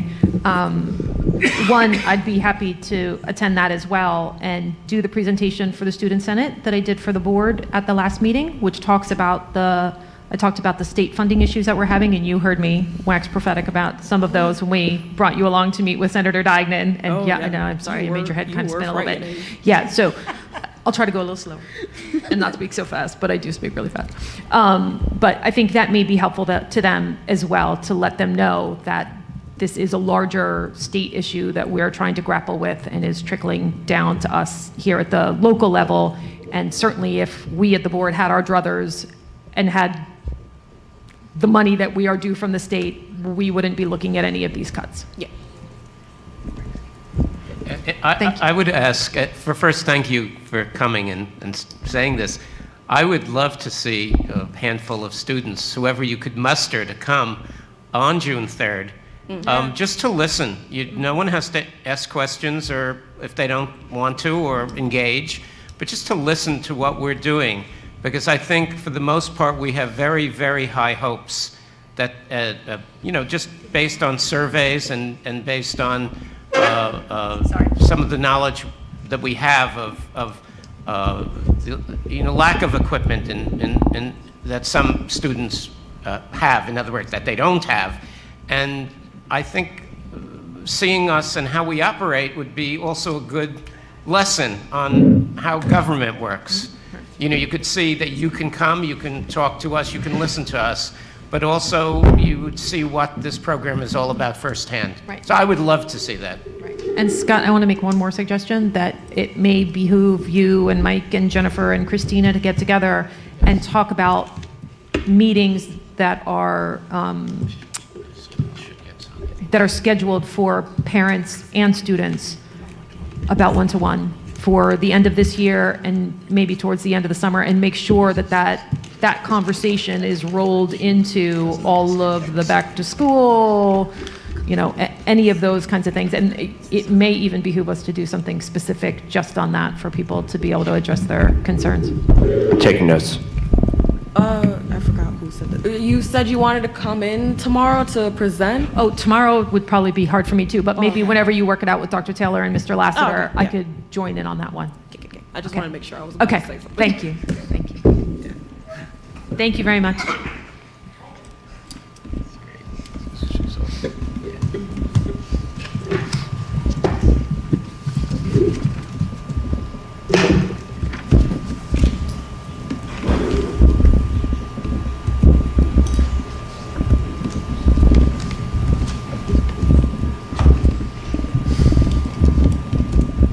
Hello, Denise May, Fryer, 314 Wayne Street. First of all, I commend you guys for putting the budget together, because God knows I don't want to do it. But I do have to say, I don't know how sustainable this is when you talk about $150,000 on is the average Highland Park assessment. I live a block away. I live in a house that's not fancy. I live in a house that's assessed well over $300,000 that I paid $15,000, over $15,000 in property taxes on, that I got screwed by President Trump's new tax initiative because I used to be able to deduct a lot more. I can only deduct $10,000. So I lost $5,000 $5,000 my family lost in income or deductions. This is not sustainable. You're cutting everything left, right, and center, and I understand why you do. My taxes are high. The budget is tight, and we're losing stuff, and it's not sustainable. Agreed. Thank you. Sorry? Agreed. I'm trying to Something- make the case to our legislators. This is far beyond our pay grade, right? I mean, we don't get set it. state policy. We sure as heck don't set national policy. And all of those things are trickling down. And that's why if you get a chance to go to the website, look at the presentation I gave last week. This is the disinvestment in public education. It's happening from the state level, it's happening from the national level, and as far as I'm concerned, it's a travesty. And then it does pit neighbor against neighbor for resources. And that's essentially what we're sitting here doing, is we're fighting over resources. We're fighting over very scarce resources. And it's ugly, and it shouldn't happen, yet here it is. Here we are. I'm sympathetic. I support public schools. I'm a product of a public school, high school anyway. State colleges, I'm a product of all that. I support it. I think it's a travesty, but it's not sustainable. Thank you. Yeah, it's not. Thanks, Denise. Okay, if there's no further comment on the budget, we are going to move forward with the resolution to adopt the 2019-2020 budget. Linda, do you want me to read this in? Do you want to read this in? Do we need to read this in? Read what? Read in the numbers and all that kind of good stuff? Do we need to do that? It's on the agenda. Okay, so we don't need to do People that. have agendas. Okay. I don't think you need to read it out. I don't think, you don't need a it's not a statement like you need for recessing or anything like that, resolutions. All right, perfect. So can I, let me just see, I want to make sure I have the right number here. Yep. Can I get a motion to move item 14B? I'll move 14B. Can I get a second? Second. Is there any further discussion? So this is the vote on the budget. Right, so I have a question. If I still have many questions about the one-to-one, then do I vote no on the budget? I don't know how to That's answer part that of for you. this budget. That is part of this budget, correct? It is, just so you understand. Mark is going to try to do the It's calculations on done. the one. It's a quarter of 1% of the budget. So if you care that much about a quarter of 1% of the budget, that it's unclear to you that we're saving 13,000, but probably closer to 50,000, and giving every student in 6 through 12 a machine that's leased, then if that's what you feel, you should vote your conscience. I'm not telling you how to vote, but you should take that into account. It's about a quarter. It's less than a quarter of 1%. Excuse me. It's about a fifth of 1% of the budget. But I mean, yeah, people who have a moral objection If you to it have or an a objection, pedagogical you should objection. vote against it. Probably should vote against. I mean, I'm kind of mixed feelings about it. Not financially. I think financially it makes sense. So, I got to vote for it. Well, if we took that out and went back to the originally proposed number, the budget would be higher.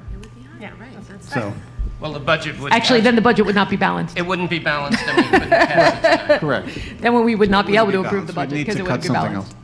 And I think that many of us have expressed that this is not how we would want the world in general to be moving, but that this is, something that we are managing.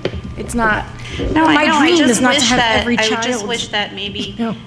the plan was a little bit clearer to me at this point as to why we didn't just start with the high school and why we didn't phase it in and how much money could we save if we just did the high school, because we're talking about savings of $5,000 here and that is important right now. So I'm just I don't know. I didn't know how this works. I don't remember. Well, I think something to keep in mind is any portion of that we are not leasing, we would need to be servicing the existing or adding computers for the other grades that we're going to be leasing. And it would be more expensive. So what we're doing right now, what we're doing right now, is more expensive than moving this initiative and doing it next year. Well, we had in the budget before we started seriously discussing the quote one-to-one program, not only cost more, but likely would have cost much more because there'll be additional savings from the one-to-one program that we won't know until some of the curriculum and supply budgets start actually flowing in. And if we had kept those, it would have cost more in this budget, wouldn't have been balanced. First of all, as Rob said, we would have to then do something about 6 through 8 in repair budgets. And thirdly, we can't promise what another board will do in a year. So let's say we do 9 through 12. I believe it likely will be a success. Well, another board a year from now could say, we don't want to do it through 6 through 8. And everyone might clamor for it, and it wouldn't happen. So this is a way to do it and get it done and have it. And we were trying to address those inequities that we were seeing in middle school through high school in terms of homework. And I mean, we were seeing that. It didn't come out of it did not come out of the Finance Committee. Right. This came out of the the policy Committee. I remember all of that. I'm just like thinking, you know, if it was scaled down at all, is there a savings there? Right. No. Okay, that's the bottom line. That's what I want to hear. Didn't you present that, the scaled back option, and there was no cost savings? The scaled back option? No, they presented what? Mark looked at, you looked at two different levels. Right. Correct? There was one there's the current one. I might have very early on, but what I've looked at more recently and all of the board has seen by now, because I've been asked by everyone, is what was in the budget literally the day before we decided to do this, and what is in the day after we decided to do it, and on those numbers alone, and again, not including other savings we anticipate, we're saving more or less $13,000. And if we would put back, and this is what Rob is saying, although I don't remember putting this in writing, maybe it came up at the table. If we were to only have part of it, the part that we didn't have, we would have to do what we used to do, which is buy more equipment and replace more equipment. Okay. And those costs would cost more than the lease because buying would cost 4 times as much as the lease. Yeah, I didn't actually see that anywhere. I just No, came I up didn't with write that it down, one. but we Yeah, I talked just about did. Right, yeah. See, I guess, I missed a lot of February and March. I can't lie, Ruth. Please excuse me. Well, but this is also something that I think has come up in other discussions recently, which is the idea, and maybe this gets confusing sometimes to people watching the board and the board's process. We don't and we can't work as a board as a whole. Right? We can't ever work as a quorum. We work in committees. So we divvy up the work. We can't, because of the Open Public Meetings Act law, we can't all meet as 9 people outside of the public. And bandwidth-wise, we can't. You know, like, It's too much. none of us have Right. time, energy, or brain capacity to do all of the work that is required, right? We don't get paid, Dr. Kaler gets paid, Linda gets paid, the supervisors get paid. They do the work, we just kind of set the direction, right? Like, we don't do the work. We're not allowed to do the work. Mr. Woodward don't could want read to papers do in the front of work. him that tell us that we haven't don't done my do that homework. work. Right, so sometimes there may be stuff that's discussed in curriculum that doesn't make it, is in a report, and if you don't read the curriculum report that month or you're not at that board meeting, you don't hear it reported out. Or it may have been discussed in finance and it was part of how we got to where we are, but the rest of the board may not have heard the nitty-gritty details. But that's how boards work. We work in committees. We're a 9-person board. We can't work as a board as a whole all the time. So no, not everybody gets all of the information in the same depth, and that's how it's meant to work. And I've made sure, as the president of the board, that information doesn't just go to me and then I tell committees what to do. The committee chairs, and I think any of the committee chairs can agree to this, they set their own agendas, they work with their committees. I don't tell them what to do. They run their committees because that's how it's supposed to work. Those committees are supposed to work independently with their administrators who are responsible for those committees, and then recommendations come out of those committees and come out to the full board. It is not the full board working on every initiative all the time because we just simply don't have the time. We are volunteer elected officials. Right. So No, I understand that. And I understand how the budget is immense in its proportions, and that, unless you're going and sitting in on every finance committee meeting. And there are you're many of not- them, right. as we said, So the you know. one-to-one thing kind of you know. Right, and we all have the frustrations that we've Right. talked about not being able to do a lot of things that we would like to be able to do. It's frustrating. It's sad to think that we can't provide every single thing, and there are many things that are not funded. Right. No, the bottom line for me, I guess, right now at this moment in time is status quo. What we're doing right now is going to be more if we continue doing it than this program. Yes. Correct. Okay. That's it. That is my bottom line. Okay. Thank you. All right, so if there isn't any other discussion, Linda, can we have a roll call? I was not here for like 3 Yeah. months. Life happened. Ms. Byer? You're up to vote. First Oh, one. she closed. First one. If they're talking to me, it's their fault. Yes. Mr. Marusty? Yes. Ms. Coleman? Yes. Ms. Gowan? Yes. Mr. Krieger? Yes. Mr. Magaziner? Yes. Ms. McFadden Nicola? Yes. Mr. Roslevich? No. Mr. Marusty, do you want to advise Mr. Woodward? Yeah, he and I have discussed You that have he's discussed free. this? Yeah, Okay. he'll. Mr. Woodward? Abstain. Okay. Excellent. Excellent person. Smart guy. Okay, so we're going to move on to our committee reports. Michelle, could you give the curriculum and instruction report, please? Yes, the committee report that I gave at the last meeting is pretty much unchanged. Still stands? I think the HIB incident report for March and for April are both showing up here. Is that right? Does anyone know? I think that's March and April. I don't think so. No? It shouldn't be. It should just be March. I don't believe so. I'm sorry. Yes, you're right. So this is just the report for March. Yep. Number 4 is an addition, I believe, as well as number 5. So number 4, we are adding a new course. Well, remember, we're back to our workshop, so this is a brand-new agenda. Yes, okay. Yes, I know it's confusing because we just met We last just- week, but and last week was our last April meeting. This is our Right. first May meeting because we needed to have the budget hearing So by a we certain vote- date. And then next week will be when we vote on the rest of the items. The only items we're voting on tonight is the appointment of And the Mr. budget. Woodward and the budget, and Right. everything else is just for workshop for discussion. Okay, okay. So It's a little confusing because we don't usually split it up this I way. should have gotten the paperwork out, but so we discussed the addition of a new high school course for Mandarin Heritage in the high school. Currently, we only have the language courses, and so we're adding Mandarin Heritage for heritage speakers. And we discussed what would be, what units would appear on that course. So basically, they were just different topics that would be discussed as far as Mandarin culture, Chinese culture specific to Mandarin language.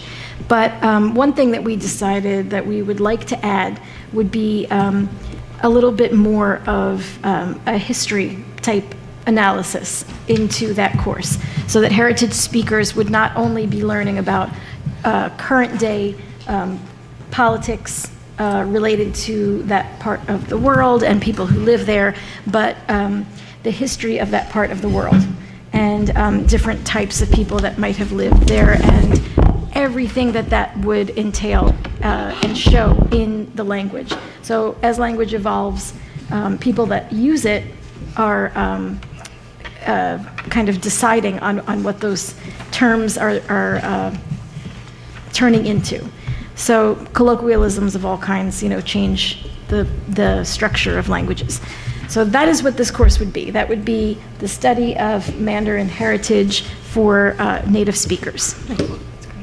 Number 5 is the resolution to authorize the Affirmative Action Officer team to develop a needs assessment and a comprehensive equity plan for 2019-2021 over a 3-year period to implement the plan and to submit an annual statement of assurance of its implementation and progress.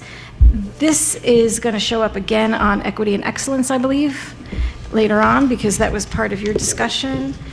But the first step in this process is a curriculum resolution to authorize the affirmative action team. the needs assessment. Is what Yes. Okay. Yes. So the needs assessment is going to be developed by the team. The team needs to be authorized in curriculum. So it's going to show up in both curriculum and in equity and excellence. I unfortunately couldn't stay for the equity meeting, so maybe Dr. Taylor could fill us in more later, or Monique? It's in my notes, yeah. Okay. And that's not a new thing, right? It's not a new thing, but I think that the process is different. Well, right, it always, I think a resolution has to be proposed every time the process comes up. Comes up, Yeah. right. Okay, and that's it. That concludes my report. Thank you, Michelle. Does anybody have any questions for Michelle? Yes, so with number 4, so that course is given in Mandarin, am I correct? It is for heritage speakers, so that is my assumption, but I do believe that It's an immersion course, so it's almost entirely in Mandarin, just as we do with our Spanish heritage So program. if you're studying Mandarin, but you're not a Mandarin speaker, that's not a course that you Correct. could That is not for possibly you, take. Correct. Right. Absolutely. And so how many kids can take that course? we just have it on the agenda to be written at this point. So we don't have anyone registered, and we haven't gotten an idea of interest, but the community seems to be, you know, rich enough in diversity that many of the students that, like Zayu, for example, you know, he would be a heritage speaker. So there's plenty of students that course in particular would serve, and it would also meet the needs of students that are already fluent in Mandarin, and it wouldn't meet a language requirement for them, but it would enhance their understanding of current day Mandarin speakers around the world, not just here. And the teacher who's teaching that, is that a Yes. teacher who is currently on the Correct. staff? Right. So there's no additional cost to that? No additional cost. And, It is the current. and as we've done with our Spanish Heritage program, it'll be integrated into one of our levels, Mandarin levels, so it's not a separate section. I did want to remind the board that in terms of the number of Mandarin-speaking families in the district, that my first or second board meeting soon after I was appointed, a large number of Chinese American families came to the board. The audience was full, and there were students with their parents asking us for the Chinese New Year to be a holiday. That's right. And Michelle, who was our student Yes, rep, was Michelle one of them. Wong. She was the rep the year later. And you could look around the room, and those students were translating for their parents. So their parents were not English speakers for the most part, but the students were. It was very, very interesting to see that. So we certainly have and by our student records on the number of Chinese American students that we have in the district, it's quite large now. So I think we are likely in that class to have it. In my previous school district where I was superintendent at Kenilworth, we actually offered Italian because we had a number of second-generation Italians who wanted their children to recognize their culture. So you'll find that in communities, they'll oftentimes adapt in some way to the needs of the changing demographics of their community. And when are we getting the course document? I have it. Oh, you have it? Yeah, you weren't at the last curriculum committee meeting. So we were given this, this is just a preliminary course outline, but these are the 6 units that are proposed. I'll just read them really quickly. Chinese language introduction, Chinese family traditions and education, Chinese communities and activities around the world, Chinese food culture and festivals, Chinese fashions and industries, Chinese technology and travel in China. So these are just ideas that were given for potential units. But like I said, one of the things that we discussed was adding more of the historical bent on that rather than just present-day study, that we also take into account the Chinese heritage as far as heritage, like history.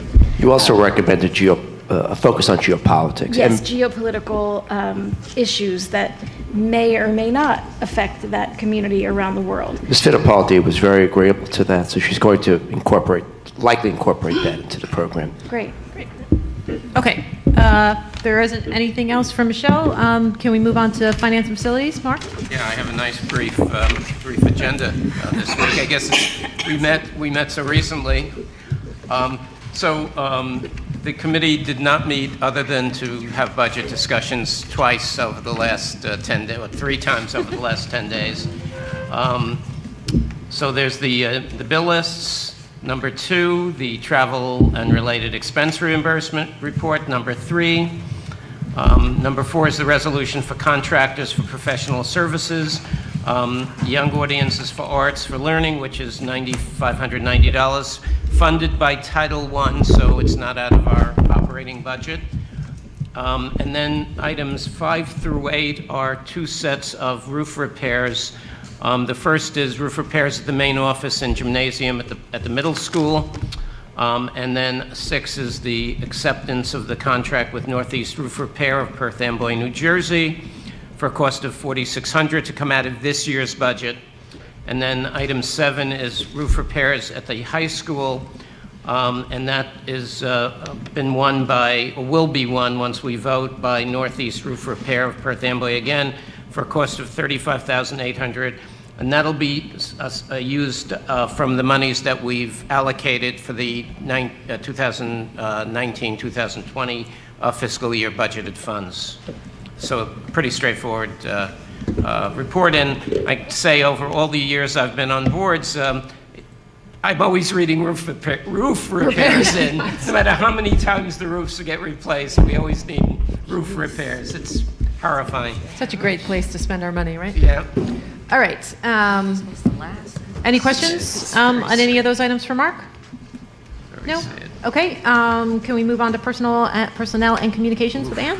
Sure. It was just personnel this week, this month. We met on May 1st. We talked about a number of confidential personnel matters. We discussed the open positions that are available. A number of them, I will admit I don't remember which positions have closed and which are still open, but the currently open positions people can see on the district website there's a link to Apple Track, correct? Correct. And there'll also be another advertisement in the Star Ledger and to our media outlets this Sunday. Okay. All right. So folks can look out for that. This is the time of year when we do a lot of advertising. Every meeting we go over our personnel movement, this confidential chart with yellow indicating where people have been transferred, moved, resigned, et cetera, to sort of see if we notice any patterns that could be problematic. People leaving in certain subject matter areas or certain schools. So I'm losing track of which agenda is which. There we go. All right. And then we talked about the agenda. It's mostly pretty self-explanatory as usual, but here is the bad news. Number 2 is a RIF. That is the RIF of one elementary school teacher. That is a position, one position. That is a position at Bartle, correct? And the reason that position was chosen was that I believe our incoming second grade class size is reduced, or is it our incoming, one of our incoming? Yes, the teacher who is leaving us is a second grade teacher. Because the incoming second grade class is projected to be smaller than usual. Or is it? No, because we base our RIF selections on seniority, and that teacher happens to be a second grade teacher. Oh, I'm sorry. But I mean, the reason we were able to we decided to RIF a position at Bartle is because we have a reduction in class size. So one of the grades will have one fewer section. Correct. Right. We can accommodate 5 sections instead of 6. So all of our grades will now have 5 sections. And again, as I said earlier, we approximate to have 24 students in a class. Right. Sorry, that's what I was trying to get at.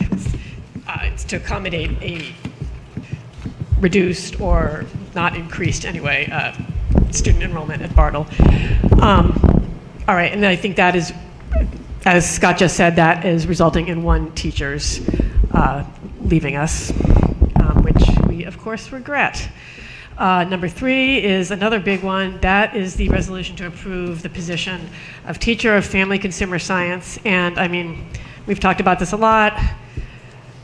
Nobody's happy about this. We've met over and over again. I know the Finance Committee met, and then every other person on the board had questions about it.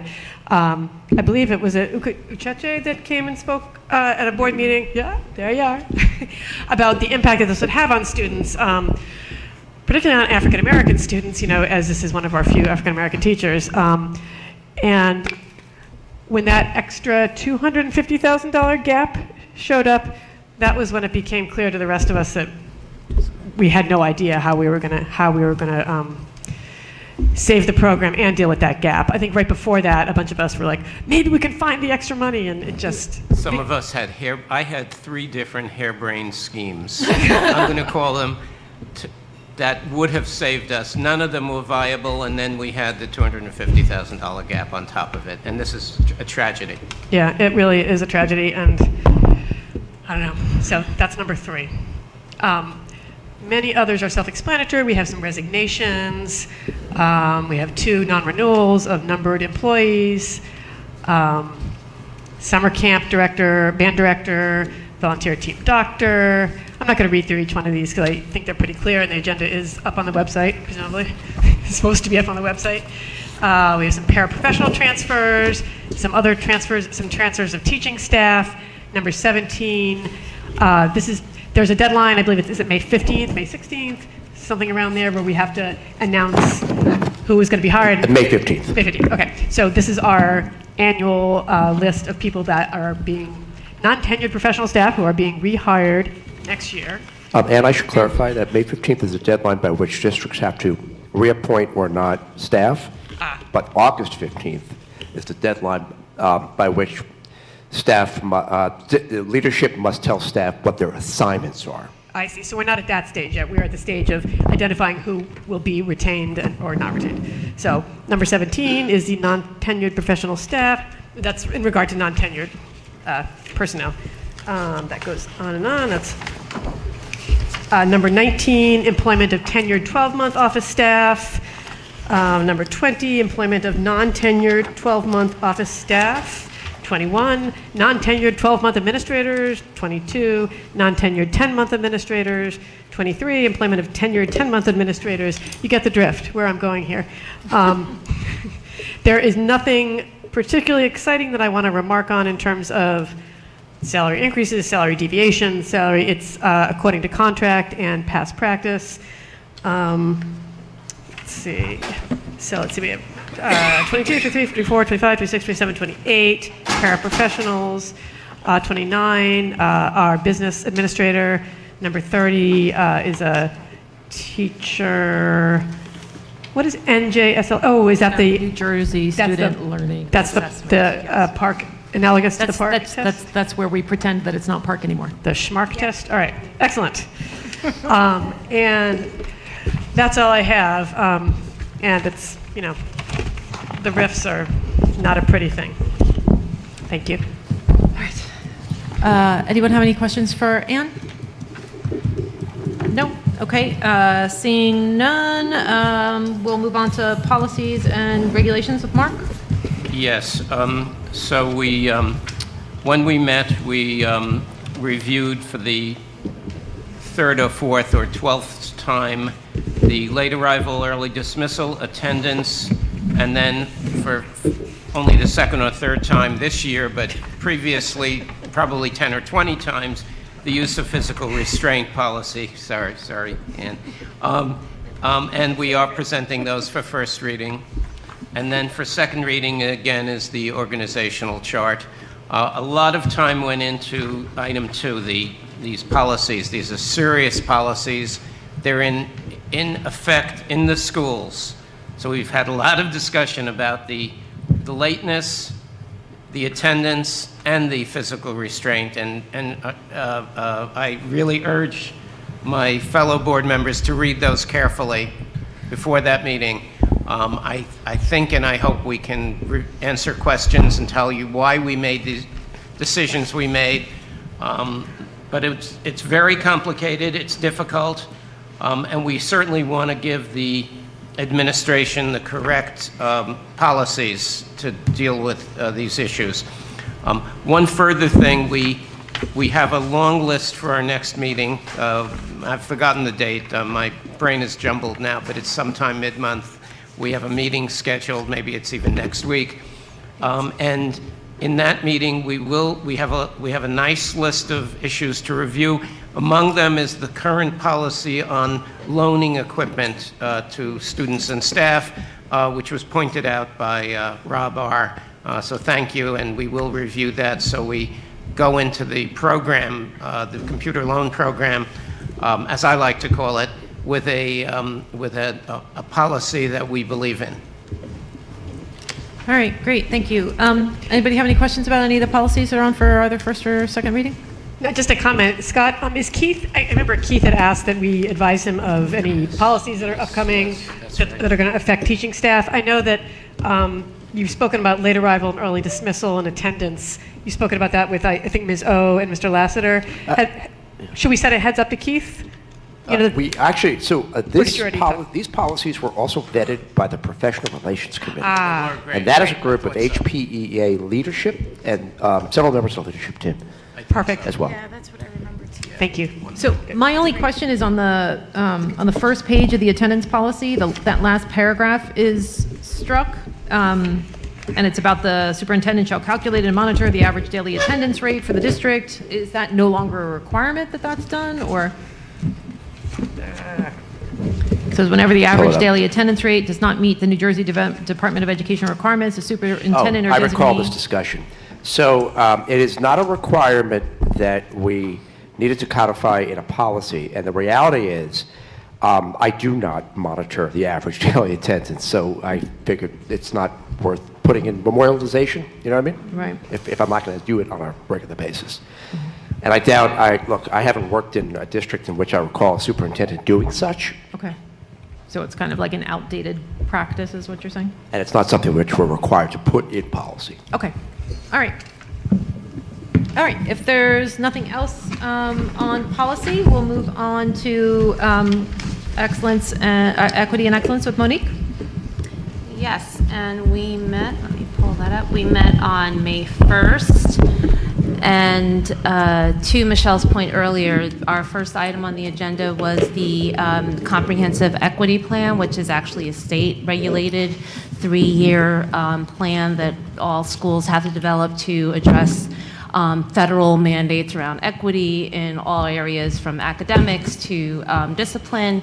We had Jen Knapp, our affirmative action officer team coordinator. Would that be her title? I know she has lots of hats. There are a lot of hats that she wears. So she came in and she presented to us kind of where she is in that process. And she actually gave us a nice overview of the process. Where things stand now is that she has to get a needs assessment done, and that's required for June. We're going to pass that board resolution this evening, and next week. Next week. And she discussed the fact that she attended a technical training just to cover all of the areas of the needs assessment that she needs to identify, and that includes our board policies around equity, our curriculum documents around equity, and anything above and beyond that. For instance, we have the waiver process for AP and honors courses. Whatever evidence that we have in terms of what our district does to address areas of equity, and including that in the equity plan is what Jen said that she's working on at this point. Most of our policies we have confirmed are up to date. We did do a kind of thorough assessment of all the policies last year this time, so we are up to date. We shouldn't have an issue where that's concerned.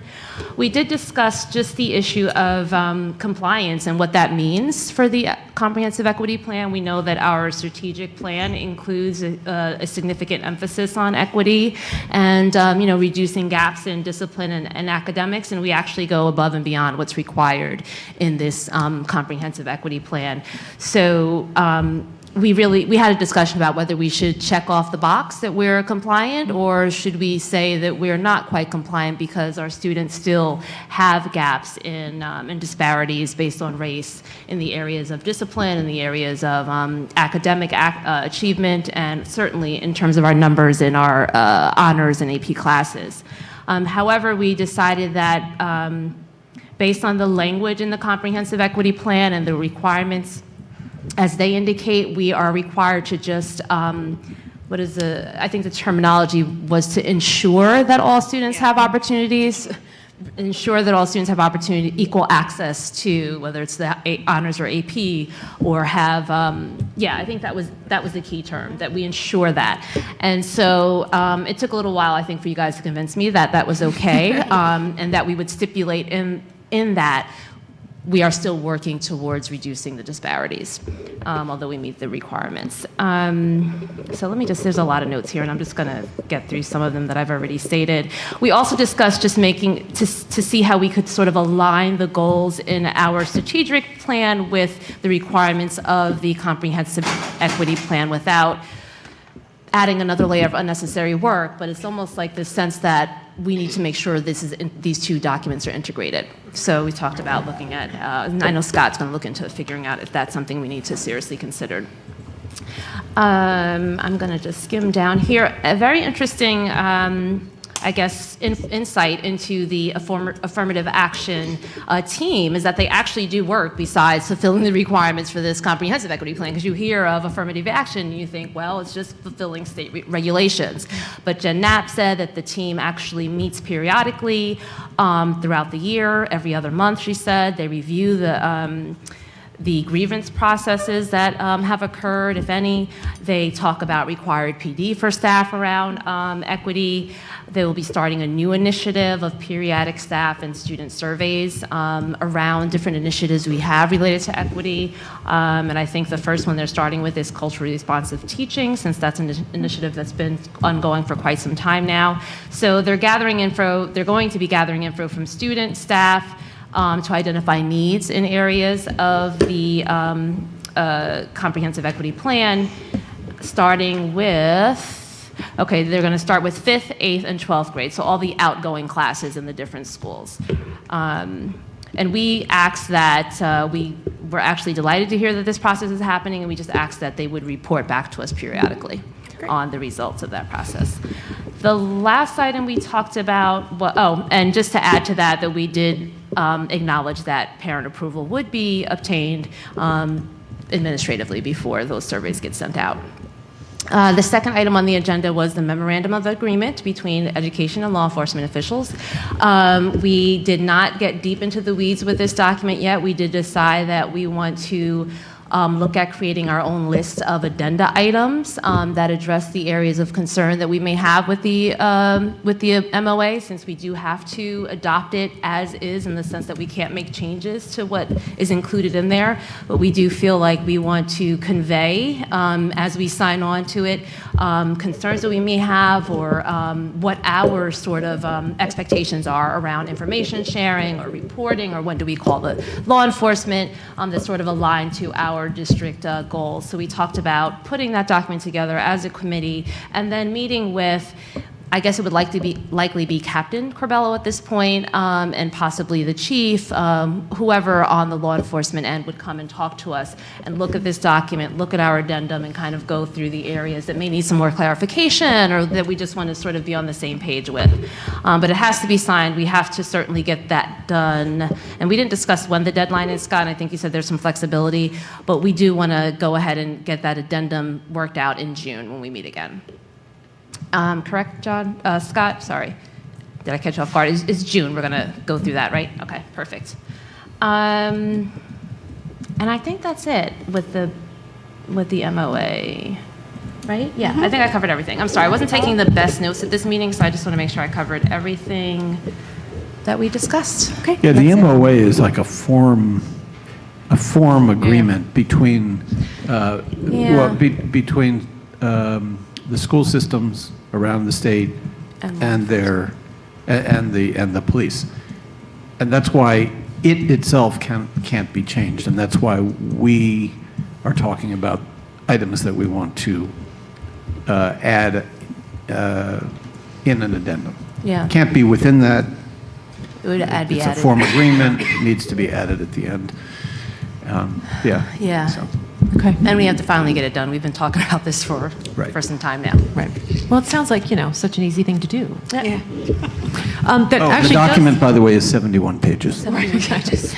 That does raise a question, Scott, that I don't know if you have the answer to yet, which is, now that Officer Carbello has gone from Officer Carbello to Sergeant Carbello to Captain Carbello, is he still liaisoning with the schools, or do we have a new point of contact? He's been mum about that, because I think they're still considering how they're going to proceed. So we don't have any new information about that yet. Okay, so as of right now, if there are issues in any of the schools, Still, Captain Carbello is still the contact person, Captain but that Carbello. may, possibility that may change. Because, I mean, I have to say, since this issue has been circulating around the board for, I feel like, as long as I've been on the board, one of the things that has, I think, mollified some of the concerns that board members have had over the years is it specifically being Officer Carbello and the now Captain Carbello, and the specific training that he has, and his specific demeanor, and his ability to develop relationships with students, and his approach to students. So were that person to change for the district, I think we have to be very upfront about it. We need to get to know that person. We need to, that's a big deal. Good point. That's a really, really, really, really big deal. So I hope that, you and I have not met with Gail and Susie in quite some time. I'd hope that maybe we could jog that process a little bit and have that conversation, because it's something that's kind of been concerning me. Well, perhaps you and I should see if we could make a meeting with the new chief and Captain Carbello, just to meet and greet, and then we can start fleshing out some of our future ideas. Sound good to you? Sure. I'll put something on my to-do list. Right, it's almost 10. Okay. But yeah, I just want to make sure that that stays on our radar, because that's vitally important. Yeah. Yeah. Okay, anybody have any questions? Any other questions for Monique, comments or anything? Okay.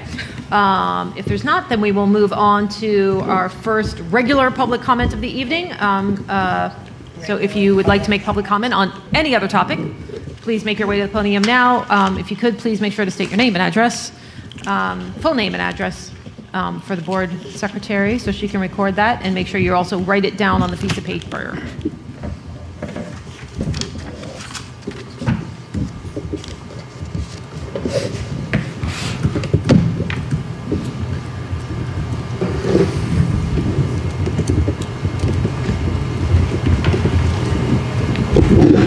Derek Schilling, 344 Becker Street.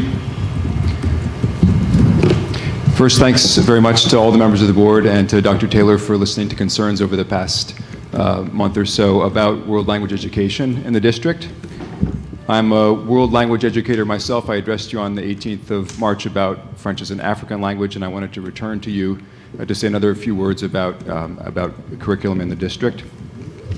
I actually work in a department where there are 7 languages taught, including Hebrew, Yiddish, German, Portuguese, Italian, French, and Spanish. And as it turns out, many students in the university where I teach begin as first-year college students and manage to major or minor in a language. So it suggests that, as Member Beyer was saying earlier, that it is possible to start late and still reach a very sufficient level of proficiency in a given language.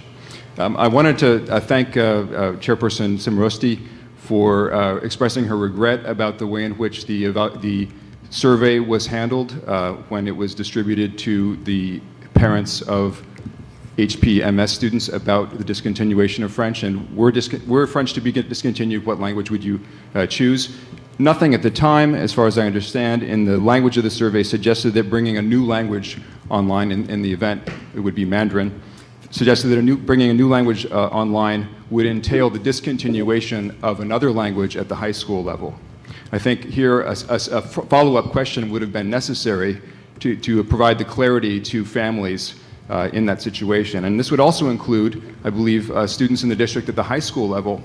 And another thing that strikes me is that it could have been useful at that time to poll students who had graduated from HPHS and who had taken courses in French all the way through French 4 or AP in the event, and who would have been able to comment about the impacts that had had on their long-term educational achievement. And Dr. Taylor mentioned earlier the fact that it takes time to arrive at a decision, and we had a few exchanges about the possibility of different models that would allow for the continuation of 3 languages within the district. Not only does it take time to come up with such solutions, but it also takes time to build a program. And the French program, I think there's abundant evidence that this is a well-performing program. It's not something that's just meeting expectations or that's falling short of expectations, but rather there are a good number of seniors who are reaching the very highest levels of proficiency in the language, who are taking AP and getting 4s and 5s, who are also able to get marks of distinction in the National French Test, which is one of the benchmarks for world language educators in the language. So obviously, you're very concerned about cost. I understand that in Dr. Taylor's estimation, there may be no cost-neutral solution here. The sixth period has come up on a number of occasions, and the possibility of needing to bring in a second Mandarin teacher to extend beyond middle school into the high school. I would simply submit, why not have a simplified system in which Spanish is the first language, since this is an American language. I think we would all agree that this is nearly equal to English in many geographical contexts. This is an American language. Why not have Spanish from 6 through 12, and then consider having a shorter introduction of other languages, including Mandarin and French, from 9 through 12, or possibly 8 through 12, if it were to become financially viable. I think another thing to consider is best practices in introducing new programs. I don't know if an impact study was done looking at data from commensurate districts around New Jersey, gathering, for example, longitudinal data about how, let's say that cohort of now 50 students of Mandarin, how does this pan out over the next 4 or 5 years? Can you count on having a block, or are you going to have a pyramid where there's only a few students at the very top?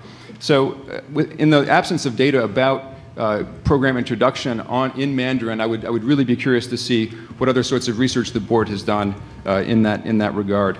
And another thing that I just wanted to mention, Dr. Taylor said that speaking, I believe, of the current French teacher in the high school, that individual is going to move on. Well, on some level, all of us will move on. Some of us will move on with our boots on, and others will have time for retirement. But the important thing right now is we have, I believe, a very high-performing program.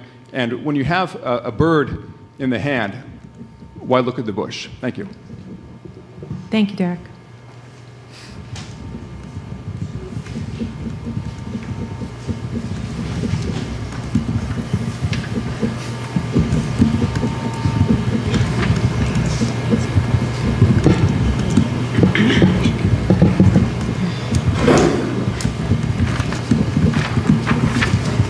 Hi, I'm Daphne Robinson. I live on North 7th.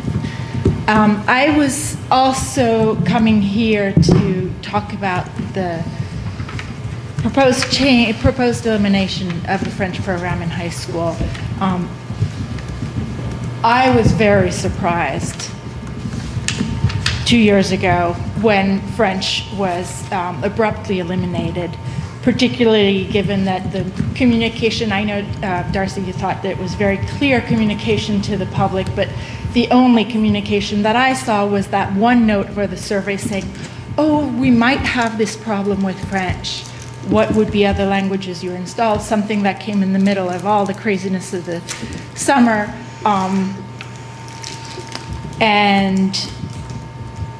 Being French myself, knowing a lot of people in the French community here, having talked to a lot of people who are French students, who are French teachers, and as you said, some of them have decided that they don't have jobs, so they're finding new careers. They were looking for jobs as French teachers. There's a huge Lycée Français and an Alliance Française in Princeton. There's a huge community there. There's actually a French consulate there.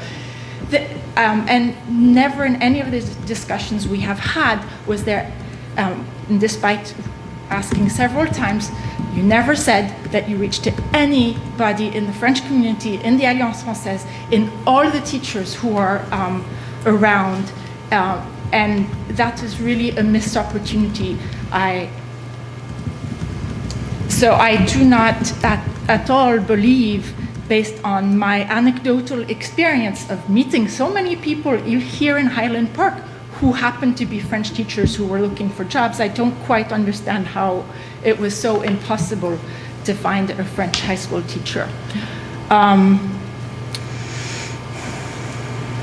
I was also very surprised today to hear Dr. Taylor say that you had 19 students in 6th grade Chinese, I should look back at my note, and 26 in 6th and 7th grade. I'm a scientist. You don't need to know much to mean that would mean 7 students in 7th grade doing Mandarin. That seems particularly very, very little, especially that the data you had before were that there were 21 last year. So an attrition rate of 66% would be very troubling for the future of the Mandarin program. You know, if you only have 50 students in the whole middle school, and on top of it, you're having that level of attrition from one year to another, that does not sound at all like a sustainable program.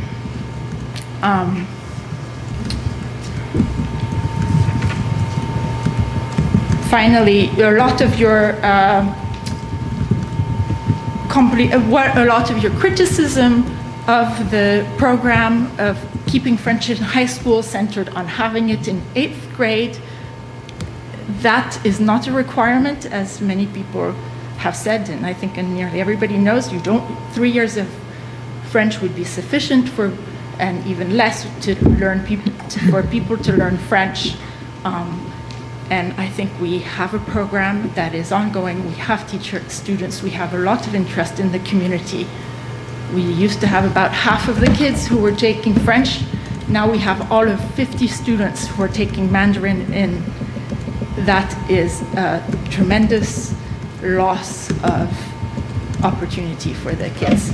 Keeping French just at the level of the high school with a teacher we already have and a program we already have established would only benefit the community rather than having lesson pushing all of these students into Spanish. Thank you, Daphne.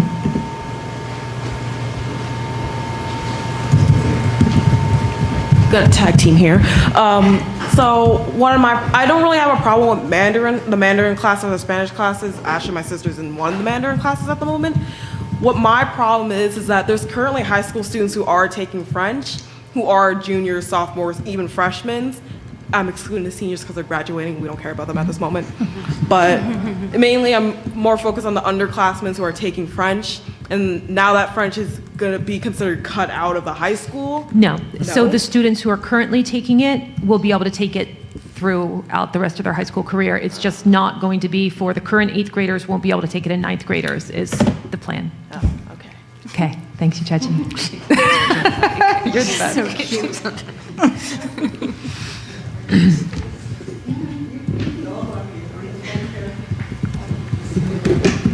Anna Frey, I live at 344 Becker Street. It's late. I'm not going to annoy you by repeating things that I've said over and over. I just want to echo the many important things that people who spoke have said today and the other days. I think this is, I regret we came to that conversation so late and in such dramatic terms. This is a conversation we should have had 2 years ago if it was indeed planned that high school French would be phased out, on which I have some doubts. I went back, looked at the communication, August 21st, 2017, the day French died in our district. Frankly, from the report of the one-person curriculum committee meeting, it was not clear, I believe, to the curriculum committee that their decision would have such an impact, because the impact is profound. I speak to you as a French teacher, and I just see the vast arrays of opportunities that you are closing for our students. It's a tremendously important decision you're taking. I'm not sure you've ever taken such an important decision to cut French in the district. Wow. At the curriculum level. I'm talking curriculum, okay? So from the curriculum perspective, this is one of the most important decisions you've taken. And this decision was on, I entirely understand the circumstances, the difficulty, the gross departure of a teacher is one of the worst things that that can happen to a course. And I understand you conducted a very thorough search, that you spent significant money, significant resources in trying to staff that position in middle school position, right? I wouldn't say it was an exhaustive. I think it's been. I'm sure it was a very tiring, exhausting, but it wasn't exhaustive because we're told that people who have connections in French-speaking communities were not approached.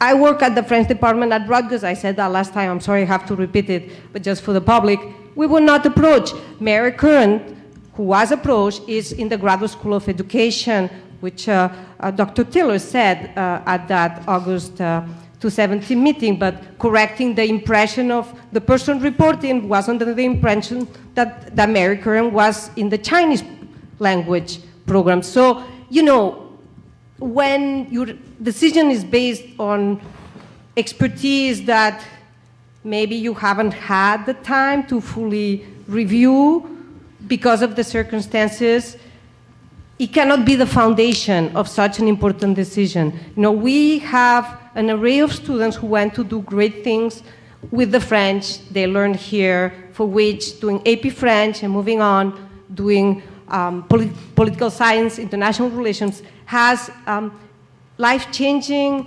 consequences. So just closing the door on these possibilities on behalf of something that we have no idea what it's going to be. We don't know. The numbers are not good. The numbers suggest an attrition rate very high. So second thing I want to say, so I was shocked about the way in this decision came to have such a profound impact, because the fact is, the president said that you discussed it, but it wasn't communicated effectively. I sincerely doubt this is the case. I don't think there was, I think there was, the understanding came to be that this had been discussed, but this has, the high school, terminating the French program in high school, I don't think has been fully discussed. I can send you the video and show you exactly where it was discussed. And in June? Yes, I mean, you've mentioned a few times this idea of the 21st is the day that French died. No. I want to just clarify that the reason the board has the setup that we have, where we have a meeting like this, where it's the workshop, and then we have a voting session, is because we discuss things at the workshop and then we vote on them at the voting session. So what you're referring to is that 21st agenda that you've, or minutes that you've read, was a curriculum committee meeting that happened, Michelle reporting out what the curriculum committee, what happened in the curriculum committee on the 21st, which was a workshop. So nothing happened that day. It was just a decision or a discussion. It was discussed in curriculum, then it's discussed with the full board. So now all the board members have that information about what was discussed in curriculum. Now the full board can discuss it in public in front of whoever comes on camera. And then on the 28th, that's voted on. It was on that 28th that it was fully discussed, actually with Daphne's husband. We had an almost hour-long back and forth conversation with him about the vote that was about to be taken. In that very specific conversation, Anne was actually the one who asked the question, because as this is all going on, I've gone back and I've read all the minutes too, I've watched all the videos. Anne specifically clarified at that meeting, before the vote was taken to hire the Mandarin teacher, which was what was going to set this in process, if this was going to roll up to the high school. And the answer was yes, this is going to roll up to the high school. So again, it was discussed at the board table. It was discussed multiple times at the board table. The fault in communication that I'm identifying is then a letter did not then go out to clarify to that cohort of 8th graders moving up to 9th graders that was going to be what happened. And I very much do regret that. And I wish we had had the foresight to do that. And then also, like I said, set that reminder to do that, earlier than everyone feeling like they found out of nowhere at the 9th grade orientation with Mr. Lassiter. So then that created its own set of problems, because then that kind of was all at the same budget time. So then it seemed like this was a budget decision, which it wasn't. And, it just kind of snowballed from there. But it's not just, it didn't happen on a day. And I think that's an unfair characterization, because the board is specifically set up. This is not how board agendas used to look. Board agendas used to be, it just showed up on the agenda, we voted in, or the board voted, not we. Ever since I took over as president, I made sure that there was we have committee meetings where things are discussed, it's then discussed in a workshop meeting, and then it's voted on the following week. So nothing happens in a day. Before it comes back, that was in August. So the August 21st meeting was a working session and voting session. The August 28th meeting was a special meeting that you convened just to speak about French, if I remember correctly. No, it wasn't just to speak about French. It was about a personnel matter. I think we had one other thing that needed to happen there, like a salary increment or something else, but it wasn't like the typical voting session, right, because it was a summer working meeting. session, voting session. So most of what was discussed about French happened in the August 21st meeting. Because I know, I went back to watch those, and I was like, I wasn't there for the August 28th meeting because I was away on vacation or something else. The August 21st meeting, I watched and saw a distinct difference between the two, and I was like, my God, personally, I felt like I made a huge mistake because I didn't really understand the implications of what I had voted on August 21st until I listened to the August 28th meeting. Gotcha. And I blame it on myself for not getting it at the time. But there was a difference, I think, subtle, but between the August 21st and August 28th. The August 28th meeting, when you listen to that meeting, it's very clear what was going to happen to the French program moving forward. And my biggest problem right now is it's like, I don't want it to be next year. I still want it to be down the road. I hear you. Okay, so I withdraw I'd my... like it to not happen at all. I mean, I'd like us not to have lost a middle school French teacher. I'd like none of this to have happened, but the district was presented with a set of circumstances, the board was presented with a similar set of circumstances, and... Well, it doesn't have to be that way.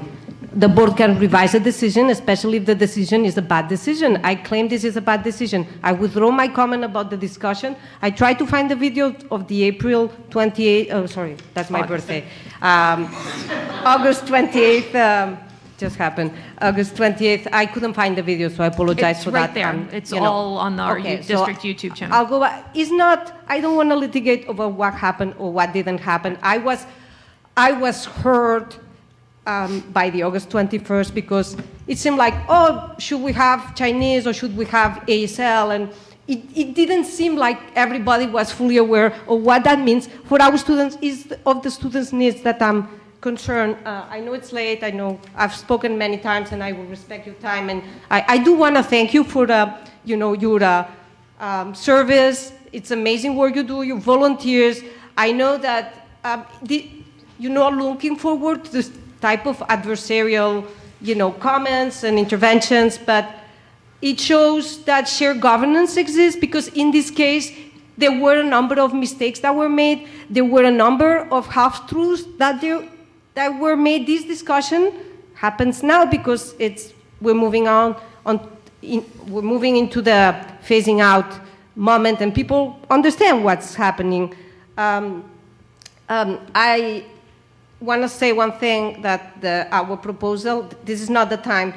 Our proposal was just kind of, nobody tasked us with a proposal. It was pushback. We were trying to come up with ways to avoid this situation in which we wanted to maintain the status quo. Like for 2 years now, for this year and next year, we'll be teaching 3 languages in high school through something that is called bridge instruction, so in which we share the middle school and the high school. So the person teaching Mandarin in middle school is also the person teaching 9th grade and maybe possibly 10th grade in middle school. There will be a moment in which this doesn't work anymore, right? And then you have to consider possibly hiring a partial-time instructor for Mandarin. Anyway, in the proposal, we try to work with this idea. We try to work with what you have right now, which is actually a very interesting creation. You've created without even, without almost, almost organically, you've created a model for bridge instructions that allow sharing resources between the middle school and the high school. Agreed, it's complicated. It's going to be scheduling. So we were proposing to extend that model to French. I have come, Anna, it is getting late, and I know, I've sent an email to all of you guys saying, let's meet over the summer, let's talk about it. I would like to. I want to say something. So before we close, I appreciate this offer. I take the offer. I'll be happy to talk to you. I would like this discussion to be as public as possible. So there's possibilities for input more, because I don't think you ever have enough input from the public. In a constructive spirit, what you described, Dr. Taylor, was one of the options. The proposal was very open-ended. It wasn't a proposal at all. It was ways to try to see how this sharing of resources could happen. You identify one of the flaws in the proposal. I wasn't happy with it, the idea that we would teach 2 years of Mandarin in middle school. I never liked that piece. I have come to think of a better model that would be what Mrs. Bayer was presenting, in which we would teach 4 years of Mandarin plus 1 year in high school, maybe another year if the program is incredibly successful. I won't be going on, but it's what we have. So all I'm saying, I'm not even saying, I understand we've lost the battle. There's not going to be any French in 9th grade next year. It's not the end of the world. It's fine. We can live with that. What I don't want, I don't want you to kill French, period, without assessment of what we have, of enrollment trends, of the needs of the students. Without this survey never went to high school. Okay? The survey that was done that decided ultimately on the fate of the French program, it never went to high. If we did the survey for middle school, why don't we do a survey for high school when we do the same thing in high school? So I don't understand the process that is happening, and I think we can do a better process. I would like a task force or a committee that is created and that operates in the fall, that examines these things, volunteer. The same that we did under the Soto administration of all things, right? So before Dr. Taylor's time, we had a very productive committee on ESL that actually contributed to improving the ESL committee. We can do similar things if you let us. You don't have to accept any of it. It's your prerogative not to support a proposal, a report, but let's talk. That's all I'm saying. And I'll leave you at that. And I do thank you for your patience. I realize this is excruciating. I don't really want to do this, but I feel I have to. Thank you, Anna. Thank you, Anna.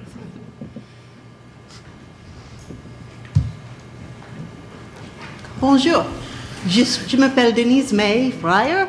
Je suis un produit de les aides américaines publiques.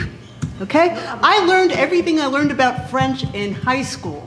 I had fancy French in college, where I got to read all kinds of literature and shit like that.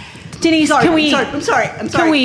Come on, dude. I apologize for that. That came out without me thinking. I learned German and I used it in Germany. I mean, come on. I apologize. I apologize sincerely for the S word. I do not apologize for the fact that I can speak French reasonably well, enough to travel the world, enough to have used it on the job, and to have been exposed to so many people who speak French.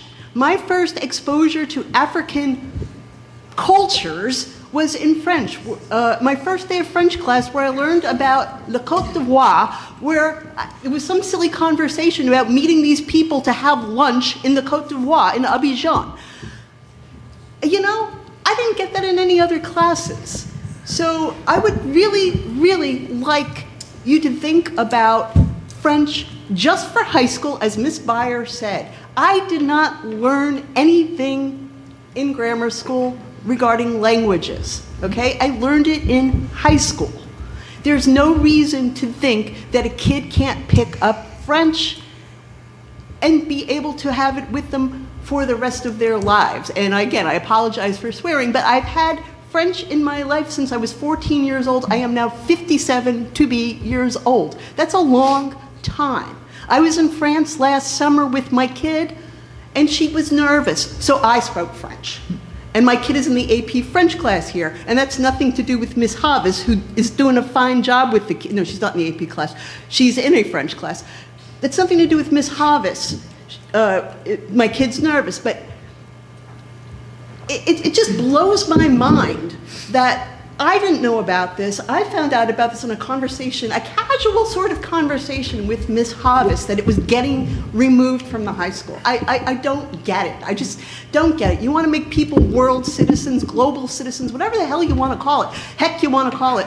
I am a global citizen because of this silly thing I took on a whim in high school, which was French. That's why I'm a global citizen, long before that phrase existed. I used French my entire life. I used it in my career. I used it to speak with people in the criminal justice system. I supervised people from Africa, from Haiti, from Canada, from multitude of places where I had to use French. Granted, a lot of it devolved into Franglais for a while, but I used French. I used French for my entire career. And I learned that at a working class public high school, and I know it's late, but too bad. It's a public comment, and I'm commenting. Denise, I didn't say anything. No, I just saw a bunch of eyeballs look at the clock, which is why I said that. So I'm sorry that, I'm pissed off about it. And I'm pissed off about the fact that I didn't know anything about it, and maybe I should have known about it. I own that. But you know what? It should have been more public. I acknowledge that you guys apologize, and I'm not trying to piss people off. I'm just really upset about this, and I think you're cutting off kids from an opportunity that they can walk away from. That, 40, 50 years later that I'm out of high school, the one thing that was really, really useful was French for me, and I really would hate to see you cut that off from other people. And, great if you have Mandarin, but you know what? The kid who was sitting here before, Zayu, last time I was here, said, put the French in. Which is why I have, conspiracy theory and mania about this whole Mandarin thing. I'm in favor of people learning Mandarin. Mazel tov, great, learn it, but not at the expense of French. Not at the expense, you guys have explained it, I get it, but you know what? The community really, I don't think, had enough input into this, and I really think that cutting off this program at the knees, or cutting it off with Ms. Havis, you're going to throw into ELL, whatever you're going to do with her. She says she's going to be here. You can hire a French high school teacher. You don't have to put it into middle school. Thank you, Denise. Okay, no, I have one more comment that doesn't relate to French, which is what's going on with the special education. Why is Miss Miller going from the high school to the middle school? I'm sorry, could you repeat that question? Why is Miss June Miller going from the high school special education to the middle school? What's up with that? The GLOW program has been on staff since Ms. Klauslau moved to Irving. Right. So rather than hire somebody from outside, we want to hire a proven expert who started our high school program, which is Ms. Miller, down to the middle school. And she and I have been having discussions about the matter, and she's excited about it. And so what's going to happen with high school GLOW? We have another teacher whose name I'm not prepared to announce in public, who's in our high school, who co-teaches with Ms. Miller, who will take over the high school GLOW program. And nothing will change from the GLOW program in the high school, I presume? Nothing was taken? Nothing will change. Nothing will deteriorate. We're deteriorating. No, absolutely. It's one of our most successful We're 100% confident that we're going to maintain. Yeah, I know. That's why I'm worried. Actually, we're going to get a twofer out of this. We've been in effect mentoring and training another high school teacher who's been working with Miss Miller to take over that program, while Miss Miller now moves on to the middle school to take over the GLOW program there. Okay, I was just very disconcerting given how much stuff we're cutting these days. Thank you. Thank you, Denise. Come on, you Chachi, it's all you. You don't have to tiptoe. You can walk up there. I'm sorry. I don't know. Everyone's tired, but hey. So we're really glad that you're here and you speak on behalf of your classmates. So don't tiptoe and don't apologize. I'm a little delirious because I'm sleep deprived, but we're trying. But I really want to stress what the previous speaker has said, is that language is such a big thing in our school. Especially French, Spanish, any type of language that's happening in our school. But the fact that French is being cut out after like 4 years, I think you said earlier, after 4 years that's happening in our high school and then it's just completely gone, I would have to disagree with that. Because currently, even in middle school, there are students who do speak French or need to know how to speak French in order to like communicate with families or just to know the history of French and like the history that's happening like around just centering French.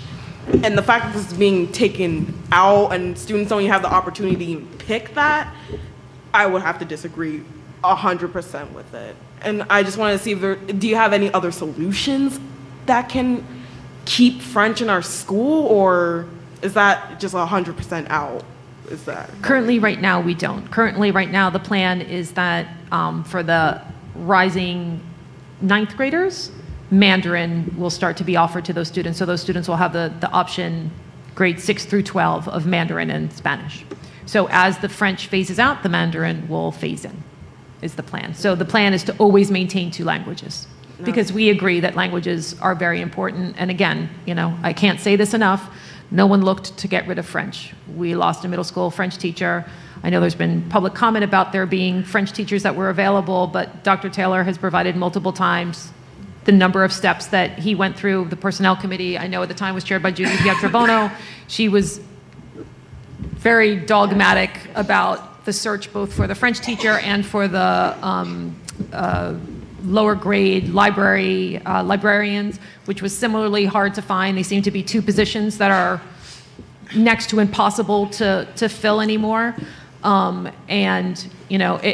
I respect all the public comment that was given, but it's hard to imagine that there were this wealth of French teachers out there when we advertised in every newspaper available. We went to. It's hard to imagine if people were looking for jobs that they wouldn't have found all of the job postings that we were putting out there. We put out $7,000 worth of job postings. So if you're actively looking in central New Jersey for a French position, how'd you not see $7,000 worth of ads? So it was no one's intent to cut the French program at all. It was a lack of being able to find a teacher. So that's why the survey only went out to middle school. That's why we didn't ask if students wanted to take French, because we couldn't find someone to teach it. And we'd run a mediocre program for, I think, 2 years at that point, by the time we got to the point where we couldn't find a teacher. So we thought a strong Mandarin program was preferable to a weak French program. And yes, we have a very strong teacher in the high school. Absolutely, no one is questioning that at all. But we couldn't find someone in the middle school. And at the time, we felt strongly about maintaining 2 languages and having them be grades 6 through 12. Okay. I'm so glad you're here. You're awesome. Yeah. Don't ever tiptoe up to that podium, ever again. No matter what time it is or how many times you've been up there. That's why it's there. And now it's time for me to go home because I need to sleep. Yes. Good night. Good night. Thank you, Chechi. Okay, if there isn't any other public comment, I'm going to move on to my president's report. Thank you all for coming out. Please, we don't see this as adversarial. We really don't. That's why we're here. It helps to have public input. So thank you. Have a good night. Okay, so my president's report. Here we are right back at funding, because I did finally get the New Jersey School Boards Association resolution, and what it's about?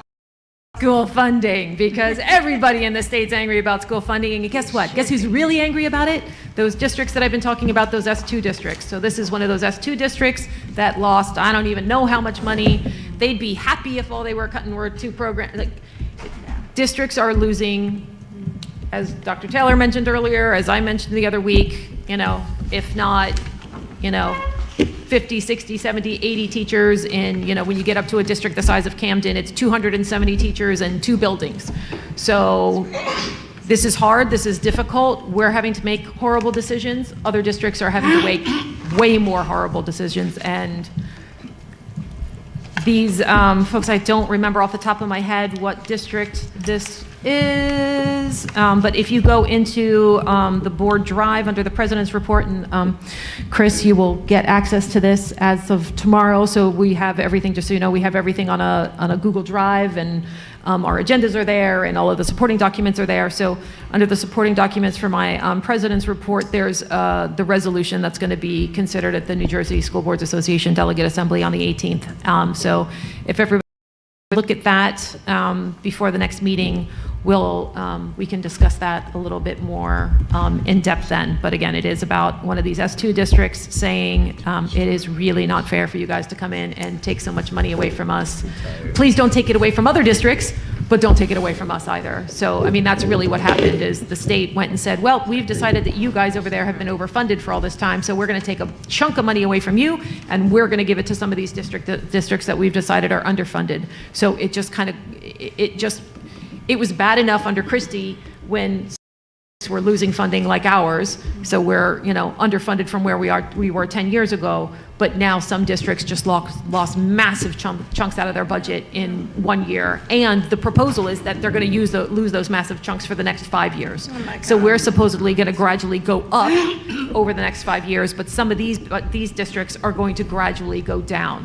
So it's a hot mess. There's no other way to phrase it. Weymouth. Weymouth, yes. Weymouth in Atlantic County. Yep. And I believe there was another similar resolution. Middle Township. Yeah, I believe there was another similar resolution from another, the NJSBA received an identical resolution from the Middle Township Board of Education in Cape May County. So then what School Boards Association tends to do when they get multiple resolutions on the same topic, they merge them together. So take a look at that when you get a chance, and we can discuss that a little bit more in depth next week when we go through our liaison reports. And then speaking of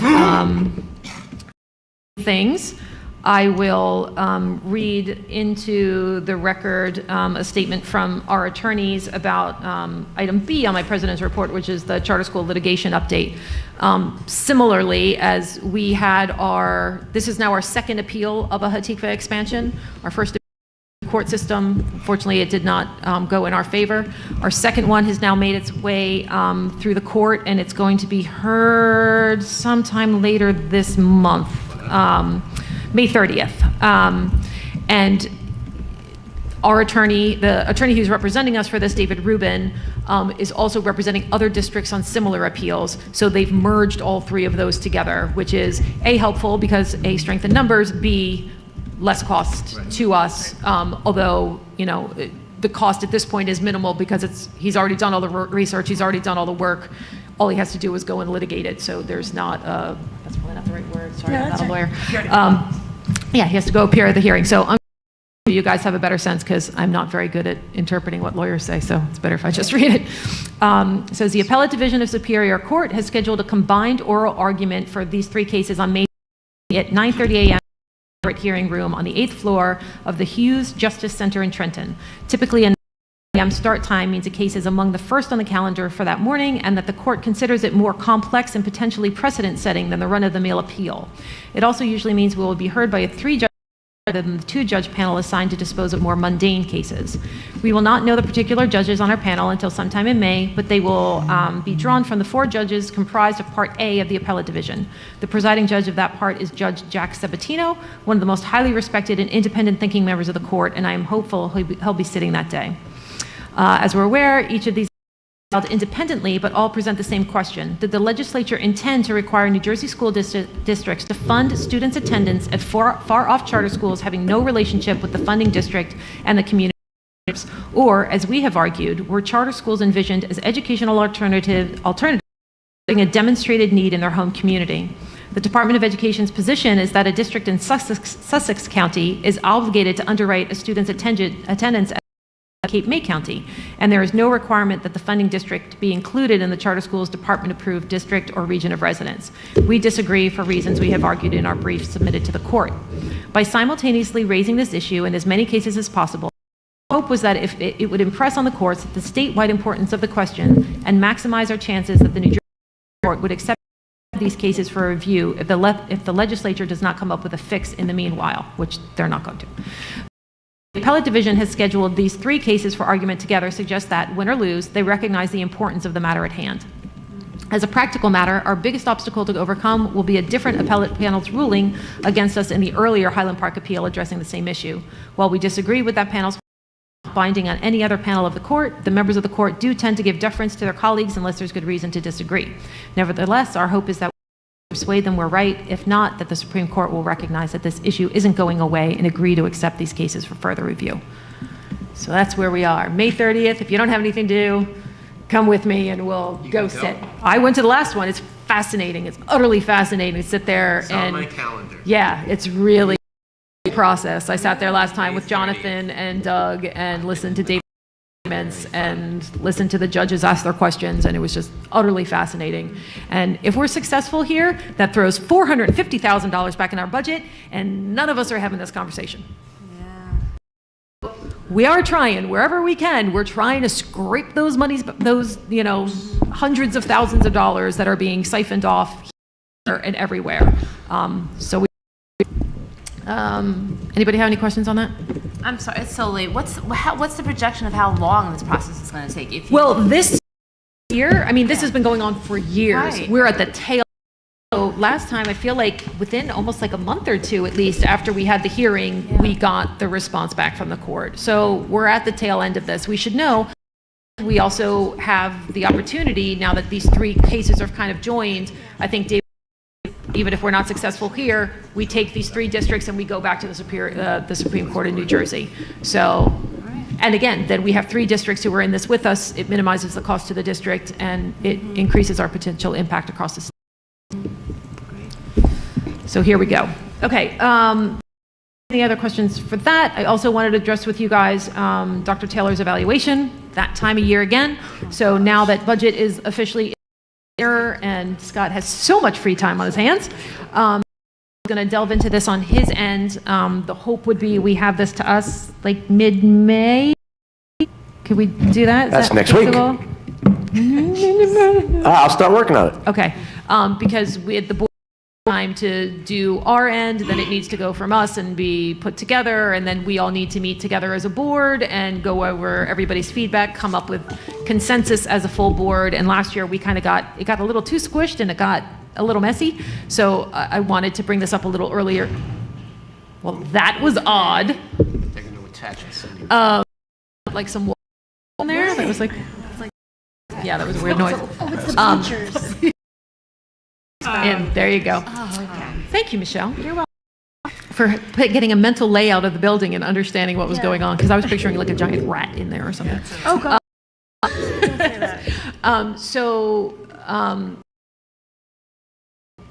Us, like, at least a week to get it and be able to respond, and then have a board meeting where we can meet in executive session and pull over all of our thoughts together, and then give us time to come up with that that final evaluation.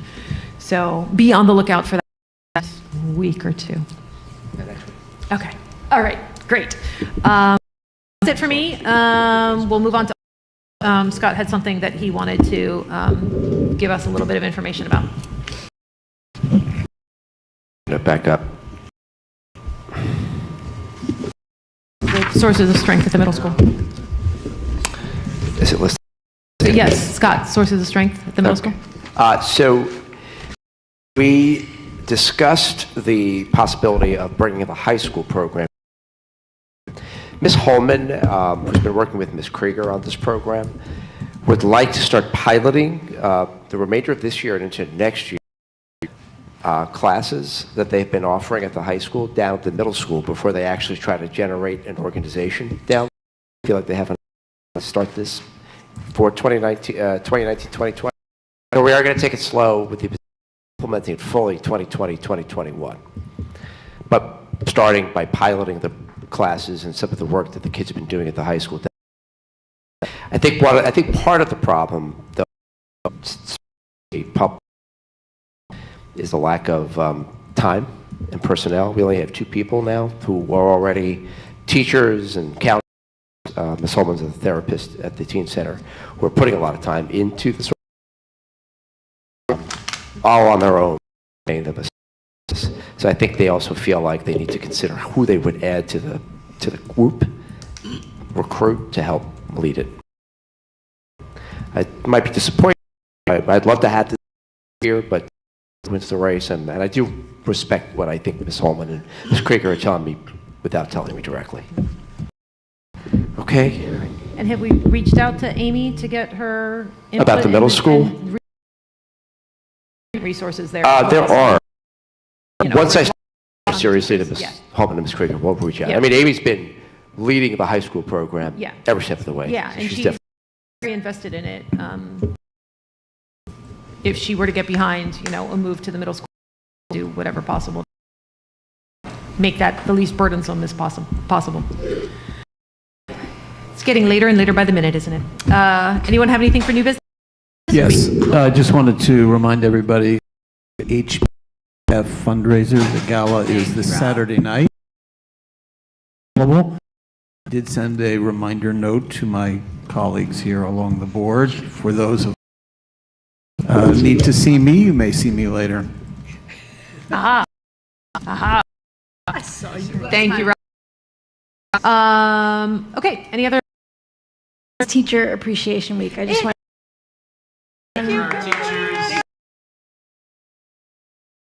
I wish I would have said we had two teachers in the audience, but